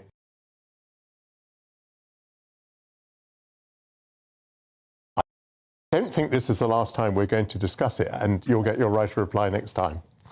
Coming up, we're talking about Sarah Smith and her comment that she's relieved to have left her position as the BBC's Scotland editor because of years of bile and hatred whilst covering Scottish politics.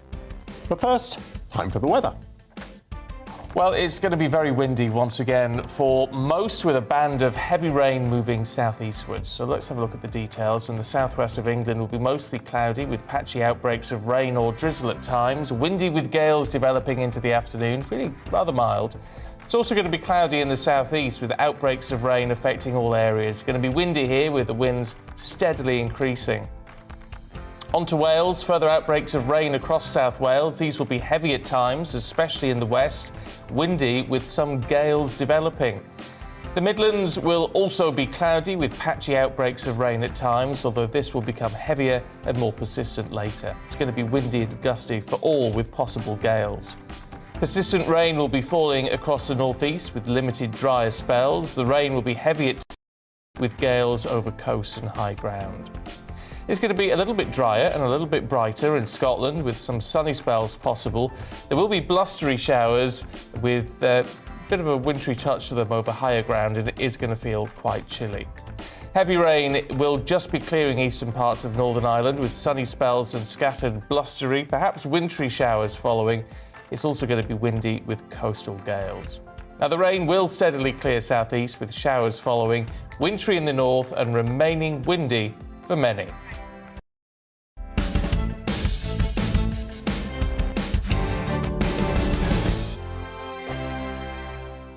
GB News is the UK's home of discussion and debate from all perspectives. To stay up to date on the latest stories, make sure that you subscribe to the GB News channel right here on YouTube. You can watch us live 24/7 across the whole world. You can also check out exclusive content and catch up on previous episodes of your favourite shows. Every day, we ask the questions that you'd ask, so why not add your voice to the conversation in the comments section? Don't forget to subscribe. We are GB News, Britain's news channel.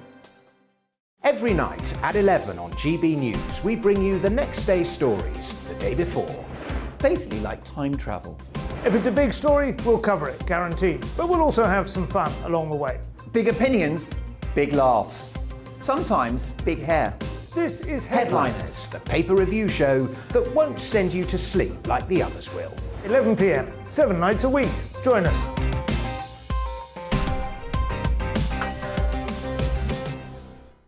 Hello there, I'm Eamon Holmes. And I'm Isabel Webster. And we hope you can join us for Breakfast with Eamon and Isabel. You make me laugh out loud, belly laugh. Is that important first thing in the morning? Yeah, absolutely. And there's me trying to be deadly serious. News is a serious business. Yeah, I have to rein you in sometimes. Well, it doesn't stop us laughing at it. It doesn't stop us having an opinion on what's going on. Yeah. And it certainly will not stop us reflecting what you think. Weekdays from 6 to 9:30 on GB News. I'm Dan Wootton. Join me Monday to Thursday from 9 to 11 for the feistiest and most fun news debate on TV, where free speech reigns. I'll bring you a sharp take on the day's biggest stories, bombshell newsmaker interviews, and A-list guests. And I guarantee you, no spin, no bias, no censorship, and no reason to go to bed. That's Dan Wootton Tonight, Monday to Thursdays from 9 on GB News. My name's Tom Harwood, and every weekday we bring you The Briefing live from 9:30 a.m.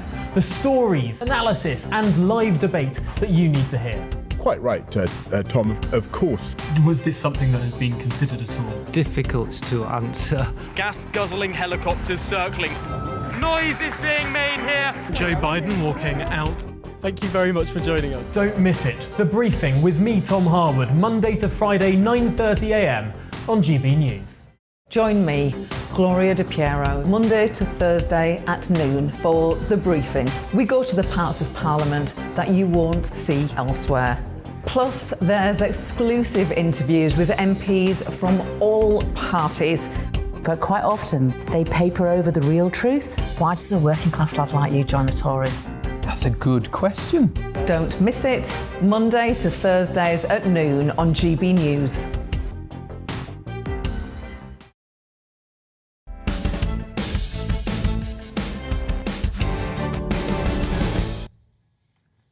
This is GB News. You're watching The Political Correction. Thank you so much for sending in your views. Lots and lots have been coming in. We're just going to pick a couple. We were talking about indoctrination in schools. Daryl says, if it's true that many schools are indoctrinating children via views about critical race theory and hating their own country and its history, why has it taken a Tory government so long to do anything about this? And I think the second question, which I would add, is, are they actually doing anything about this? And on the human rights question, Penny says, I am for economic sanctions against the Putin regime, but what about the authoritarian government in Canada? If what is happening in Canada was happening in Hungary, Western governments would be very critical. Why is the Canadian government getting a free pass? It's a fascinating question, which I think we'll be chewing on a bit later in the programme. Funnily enough, that's a topic we thought of talking about too. Sarah Smith, the BBC's former Scotland editor, has recently spoken of her relief at moving away from Scottish politics after receiving bile and hatred in her position. In an interview, the First Minister of Scotland, Nicola Sturgeon, said that she unreservedly condemns those who've hurled abuse at the journalist, and she also spoke of the abuse that she receives on a daily basis. Joining us now to discuss this is the Conservative MSP for Central Scotland and Shadow Minister for Mental Health, Craig Hoy. Hello, Craig. Welcome to the programme. Good morning, Michael. Good morning. I mean, people outside Scotland may be pretty surprised by this story. I certainly had no anticipation of this. Has it been well known that this was going on for some time? I think as a former journalist, Michael, I'm deeply troubled by the state of contemporary debate in Scotland. And as a politician, I'm deeply troubled as well. And I think what Sarah Smith has done is she's shone a light on a problem I think many of us have known had been there for a considerable number of years now, possibly for as long as back to the 2014 referendum. Scottish politics, I think, have become very, very tribal. And I hate to say it, that the fault line is not the old left-right argument. It's now this question of independence. So I think Sarah Smith has been brave to say what she did, to say that she's welcoming going to the US, where I think politics and the media are hardly for the faint-hearted, I think does illustrate just how poor our politics have become here in Scotland, and how vicious and vile the debate is sometimes. I mean, abuse, obviously, online is absolutely vile. But what are we saying here? Are we saying that this is the product of particularly robust politics in Scotland, where there is the big national question to be settled? Or is the accusation that it's coming from one side, from the Scottish nationalists? Now, obviously, you are party pre in answering this question, but what do you think at least Sarah Smith's view of that is? Yeah, look, I'm not saying that this is just simply one side of the political debate. I wouldn't say it's one party or another party. But I think what has happened here in Scotland is since 2014, the SNP have failed to come forward with a positive case for independence. So really their only solution, and they're already now talking about another independence referendum, is to try and divide and conquer. And they are doing that by sowing grievance, effectively repeating myths. I mean, the myth that was repeated only just 2 weeks ago, that England would have a duty to pay Scottish pensions after independence. All this is being seized upon by cybernats, so-called cybernats, and it has got pretty vile. And there's often misogyny, there can be racism, nationalism, all together into this rather potent mix. And I think that's why Sarah Smith called it out. Nicola Sturgeon took 48 hours for Nicola Sturgeon to come forward and condemn it. And even then her words were still slightly non-committal. I mean, she said that she didn't have much in common with the people that were expressing these views online, because she doesn't necessarily want to alienate that group, because they are the core nationalist support base. So, you know, it used to be, I think, Michael, you did a very good documentary with Alex Salmond back in 2011, an excellent documentary. I'm not trying to curry favour with my interview here, but politics then in Scotland were very, very different. It was, you could agree to disagree. It was agreeable to disagree. Something changed in Scotland at that referendum,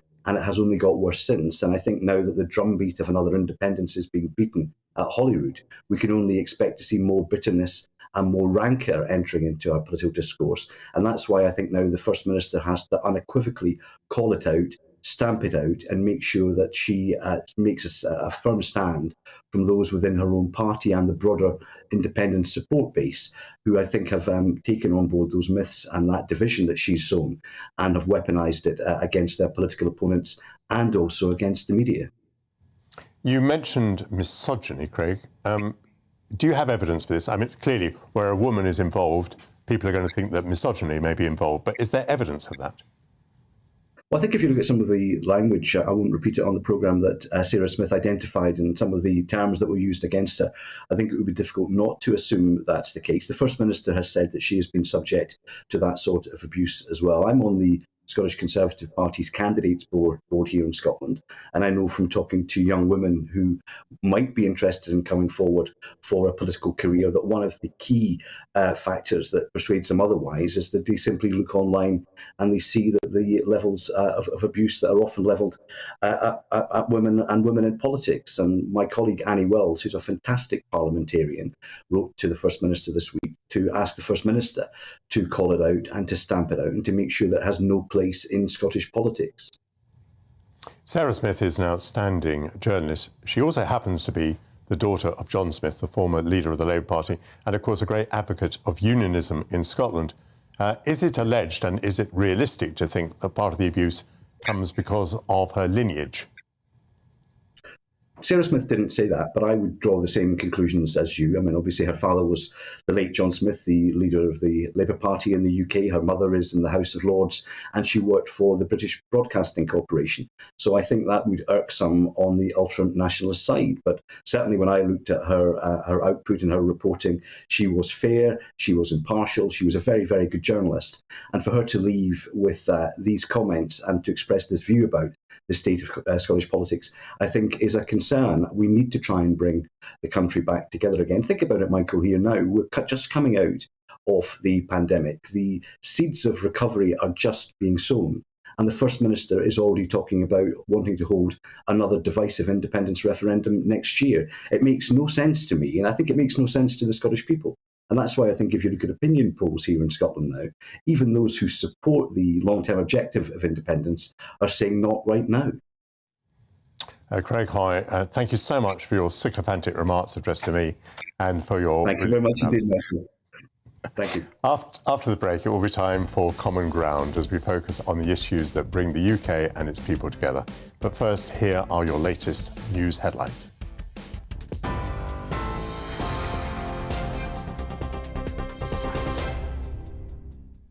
Hello, it's 11:33. I'm Ray Addison in the GB newsroom. The Prime Minister has warned that a Russian invasion of Ukraine would be the biggest conflict in Europe since World War II. This morning, explosions were heard in the rebel-held city of Donetsk in the east of the country, and the military reported the death of 2 soldiers. President Zelensky is calling for talks with Russia's Vladimir Putin in a bid to ease tensions. An amber weather warning has been issued for Northern Ireland, with Storm Franklin now hitting the UK. It comes just 2 days after Storm Eunice caused what providers say was the biggest national power outage on record. Yellow weather warnings are also in place for Wales and most of England, with winds of up to 70 miles per hour expected to cause more problems. The legal requirement to self-isolate if you test positive for COVID is set to end this week. Downing Street says the Prime Minister will lift the restriction by Friday as part of his Living with COVID plan. He'll tell MPs that the vaccine programme, testing and new treatments can be relied upon to keep the public safe. A passenger who was among 12 missing people has been rescued from a burning ferry. The fire on the Italian-flagged Euroferry Olympic, which was sailing from Greece to Italy, started in the early hours of Friday morning. 11 people are still unaccounted for. And congratulations, they've done it. Great Britain has claimed its first Olympic curling gold medal in 20 years. The women's team dominated the final against Japan to win 10-3. The royal family tweeted their congratulations, adding it was a fantastic end to the Games. On TV, online and DAB+ radio, this is GB News. I'll be back with the latest headlines at the top of the hour.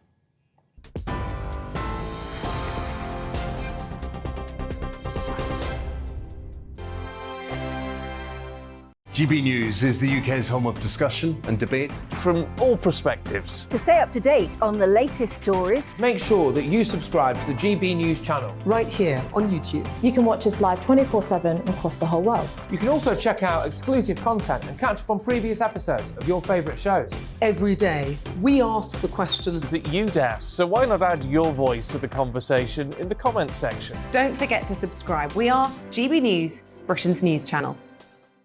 Every night at 11 on GB News, we bring you the next day's stories the day before. Basically like time travel. If it's a big story, we'll cover it, guaranteed. But we'll also have some fun along the way. Big opinions, big laughs. Sometimes big hair. This is Headliners, the paper review show that won't send you to sleep like the others will. 11 p.m, 7 nights a week. Join us.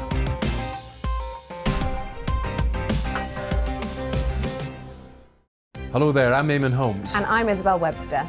And we hope you can join us for Breakfast with Eamon. And Isabel. You make me laugh out loud, belly laugh. Is that important first thing in the morning? Yeah, absolutely. And there's me trying to be deadly serious.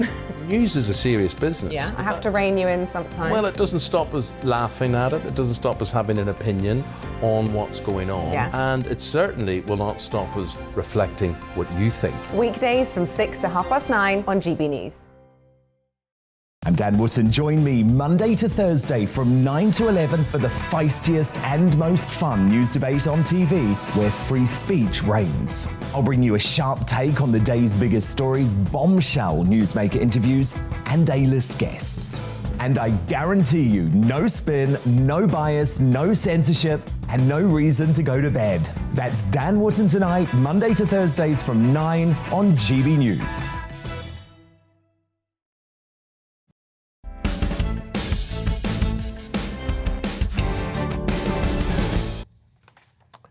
Welcome back to the Political Correction on GB News. Sunday is a special day for Christians, but we acknowledge that faith comes in all shapes and sizes, and so each week on the Political Correction we aim to talk to someone at the heart of his or her community to talk about what brings us together, in other words, our common ground. So, Sunday mornings can be pretty busy for those within religious communities, so it had to be yesterday that Arlene Foster spoke with writer and broadcaster Dr. Rabbi Jonathan Romain, and here's what he had to say. Hey, today we're delighted to be joined by Rabbi Jonathan Romain, who is a regular on Common Ground. Jonathan, good to see you. Hi there. And as always, you have a couple of issues you want to cover, and the first is the ongoing huge issue of Ukraine and Russia. Yeah, I mean, I don't know about you, but I find this absolutely astonishing to be just watching this almost car crash in motion.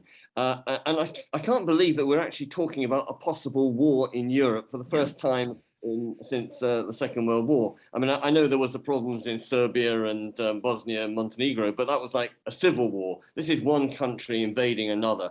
And two things stand out for me. One is that it is totally unnecessary.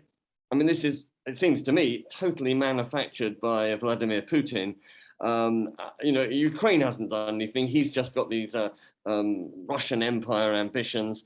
And really, I feel very strongly that if it does go ahead, hopefully he's bluffing, but if it does go ahead, then we shouldn't refer to it as a Russian invasion, but we should label it Putin's war and just make it quite clear where the responsibility is and really put the finger at him. And what he's doing to people's lives, not quite apart from the economy of Ukraine and the whole West, is so unnecessary and appalling. But also, I feel it on almost a philosophical level, that, you know, it sort of affects certainly my, you know, view of human nature and progress, because, you know, I do have this sense that humanity is slowly progressing, lots of hiccups, obviously, along the way, and that we are getting better at living with each other. We're getting more tolerant, more sort of better people, better country relations. And this will be a massive step back and you know, just awful. And it seems as if it's inevitable. Last Sunday, we were speaking on the programme about the fact that some people in America had said that we would be having an invasion by Wednesday. And I was remarking on how strange it was that we were now talking about a date and what have you. That didn't happen, thankfully. But Do you think there's still space for diplomacy in this, or do you think we are, as our own Prime Minister Boris Johnson has said, it's very grim and that we seem to be moving inexorably towards, as you call it, Putin's war? Well, I only know what I see on the news, but it just seems that although Putin says they're withdrawing, the fact that he's actually putting in place more bridges, more hospitals, seems to work the other way. And also, if you listen to what's going on in Russia itself, and talking about the genocide that the Ukrainians are doing against the Crimeans, is almost sort of ratcheting up the possibility of war and preparing the Russians for an invasion. So, the runes don't look good. But Putin is quite a master of strategy. I don't like the man, but he is a master of strategy. And maybe he's playing a very, very high game of poker and trying to extract the maximum concessions from the West. I hope it's just a game of poker. But of course, if it happens, then it's one thing us reading about it, talking about it, but what's going to happen to the lives of thousands, millions of Ukrainians is really atrocious.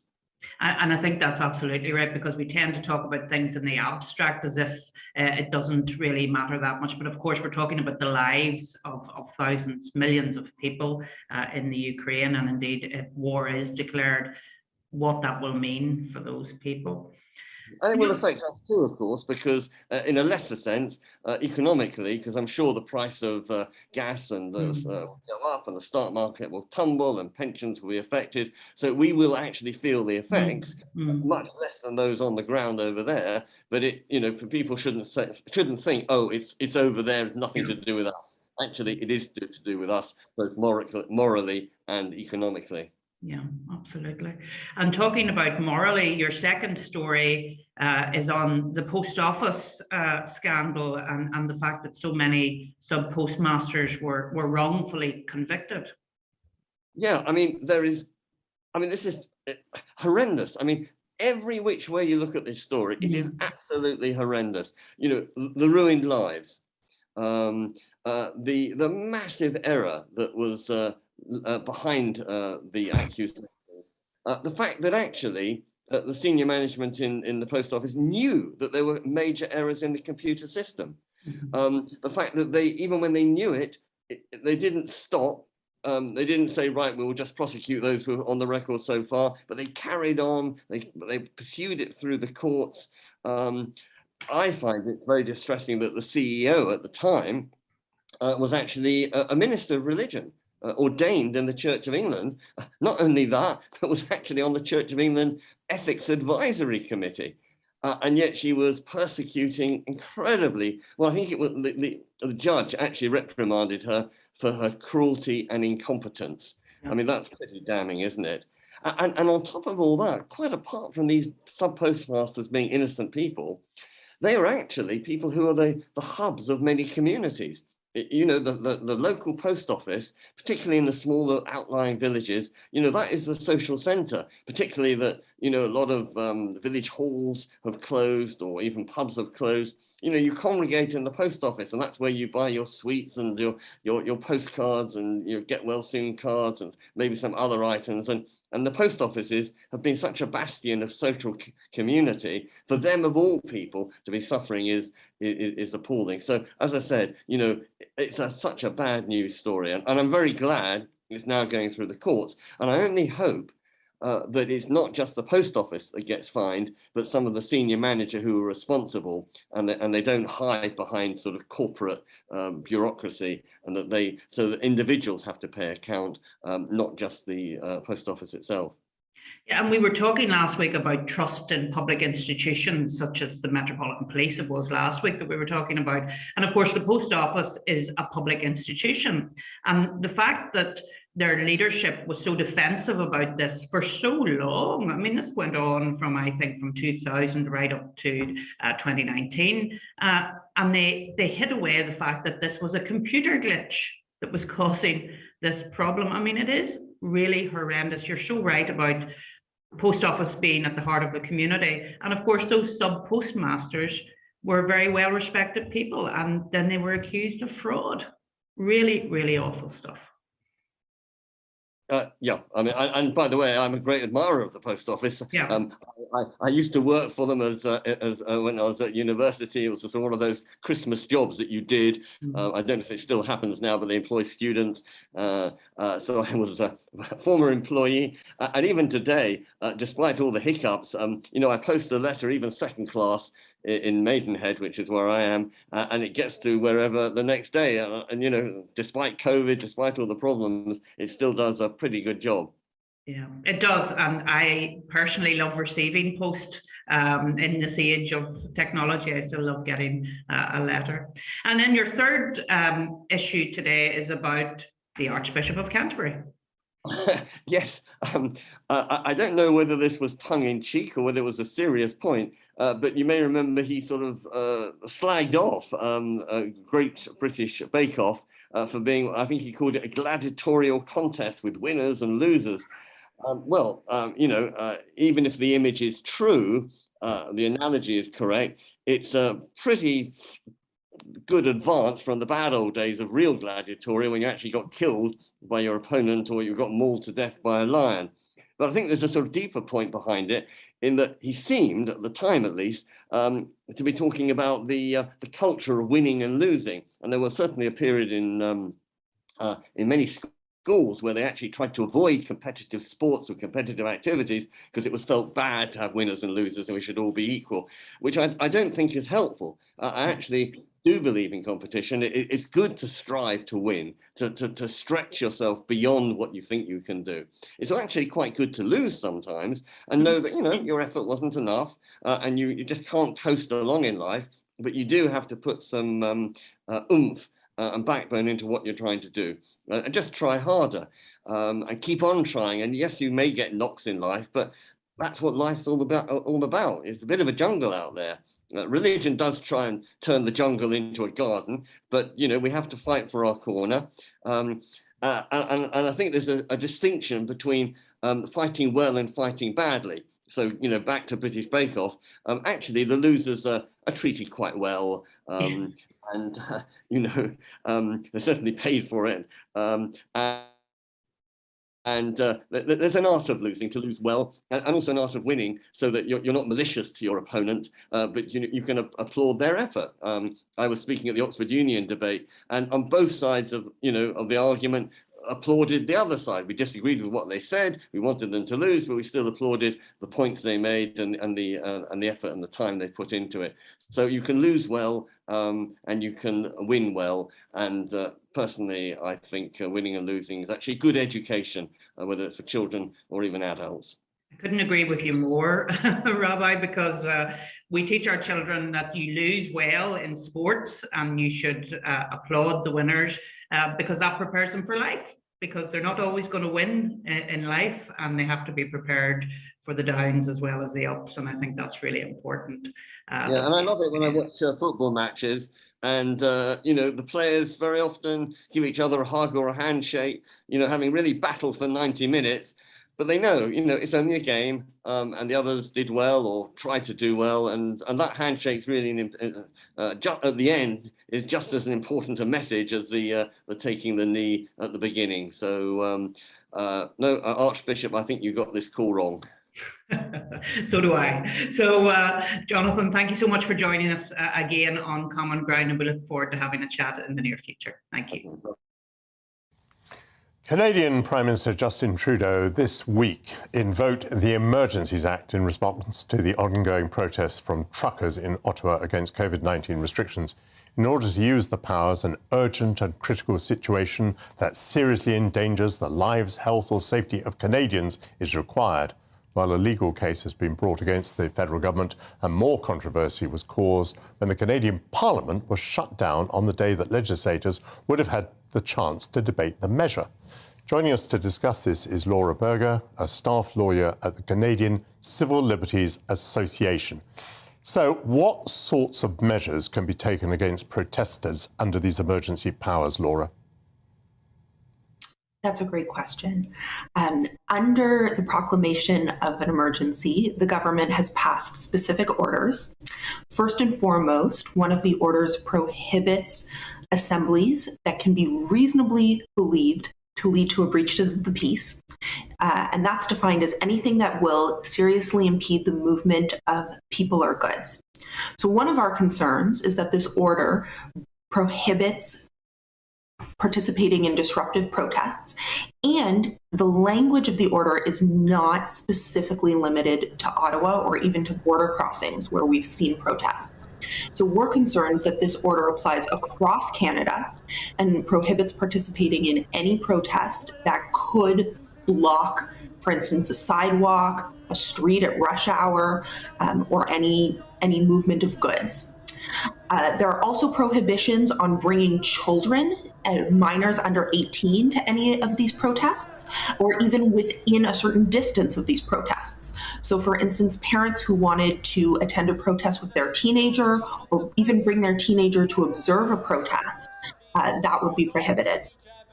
Furthermore, it's prohibited to provide support to someone participating in an assembly deemed unlawful. So our concern is that the language of the order prohibits bringing poster making supplies or bringing coffee and donuts to people who are participating in a protest that's deemed unlawful. So it's an incredibly wide range of prohibitions that could be used to shut down even innocuous democratic protest activities. And what about the freezing of bank accounts? I've heard that that's one of the measures that can be taken. Is that right? Absolutely, that's correct. So there's a second emergency measures order which applies to financial institutions and requires that anybody participating in or again supporting one of these unlawful assemblies can be subject to a whole host of financial measures. It requires banks, e-payment services, and other financial institutions to monitor and report. I'm so sorry, Laura Berger, to interrupt you. Thank you so much for being with us. We've got some breaking news, which is... Ray? Thank you very much, Michael. Yes, in breaking news, Buckingham Palace has confirmed that the Queen has tested positive for COVID. In a statement, the Palace said Her Majesty is experiencing mild, cold-like symptoms, but expects to continue light duties at Windsor over the coming week. She will continue to receive medical attention and will follow all the appropriate guidelines. And we'll have more on that story as it happens, first here on GB News. Back to you. We wish Her Majesty very well. Laura Berger, are you still with us there? Busy news day. Yes, I'm so sorry. We had some news there about Her Majesty the Queen, which may be of interest in Canada as well. She's tested positive for COVID. But would you just like to round off that answer you're giving me about how things like freezing bank accounts can be applied in this situation? Absolutely. We've already heard that the bank accounts of organizers of the protest have been frozen. But what's concerning is that the orders require financial institutions to monitor, report, and freeze bank accounts for anybody participating in an unlawful assembly. So that doesn't only include the key organizers. In our view, looking at the text, that includes anybody participating in an assembly that's been deemed unlawful. Any idea, I know it's not particularly your department, but any idea about where Canadian public opinion stands on this matter? I mean, I think we on this programme are pretty horrified by what you're saying, but I've heard Canadian friends say that actually Canadians are so fed up with these protests that they kind of don't mind how these protests are brought to an end now. You know, I think it's both. I think many Canadians are very concerned about these protests, particularly those living in Ottawa, where I used to live, because these protests have had an incredibly harmful and disruptive impact on folks who are living in downtown Ottawa and have had to comport with the trucker convoy over the past now almost 4 weeks. At the same time, Canadians hold our Charter of Rights and Freedoms very dear, and freedom of expression is a key Canadian value. So I think many Canadians are wondering whether this is a heavy-handed response and whether it's not disproportionate to the threat and to the concerns that have been raised by the protests.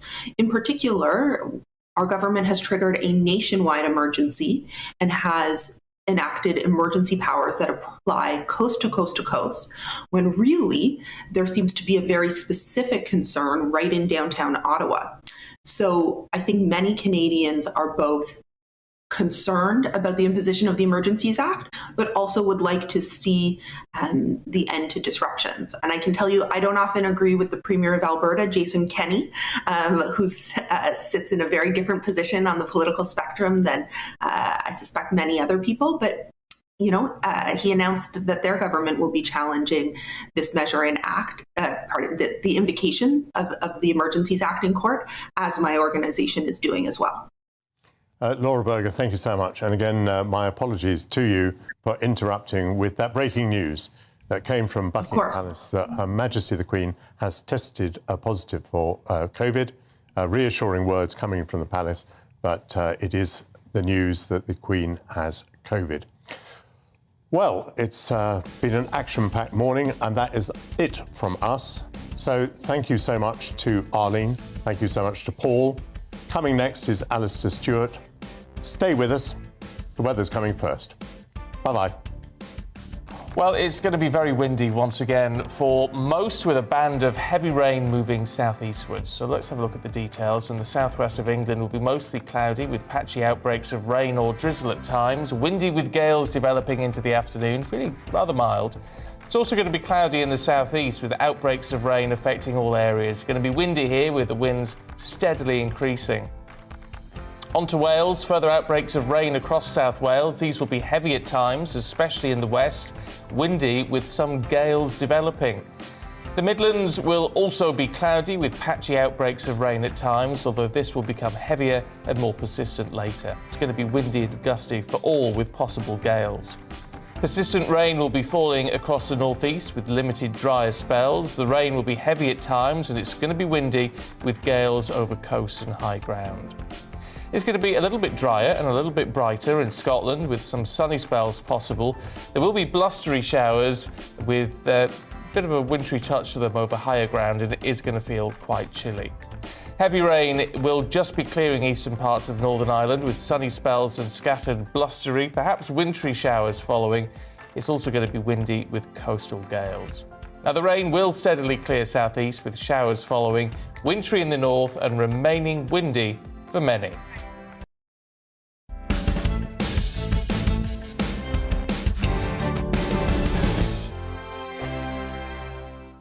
GB News is the UK's home of discussion and debate. From all perspectives. To stay up to date on the latest stories, make sure that you subscribe to the GB News channel. Right here on YouTube. You can watch us live 24/7 across the whole world. You can also check out exclusive content and catch up on previous episodes of your favourite show.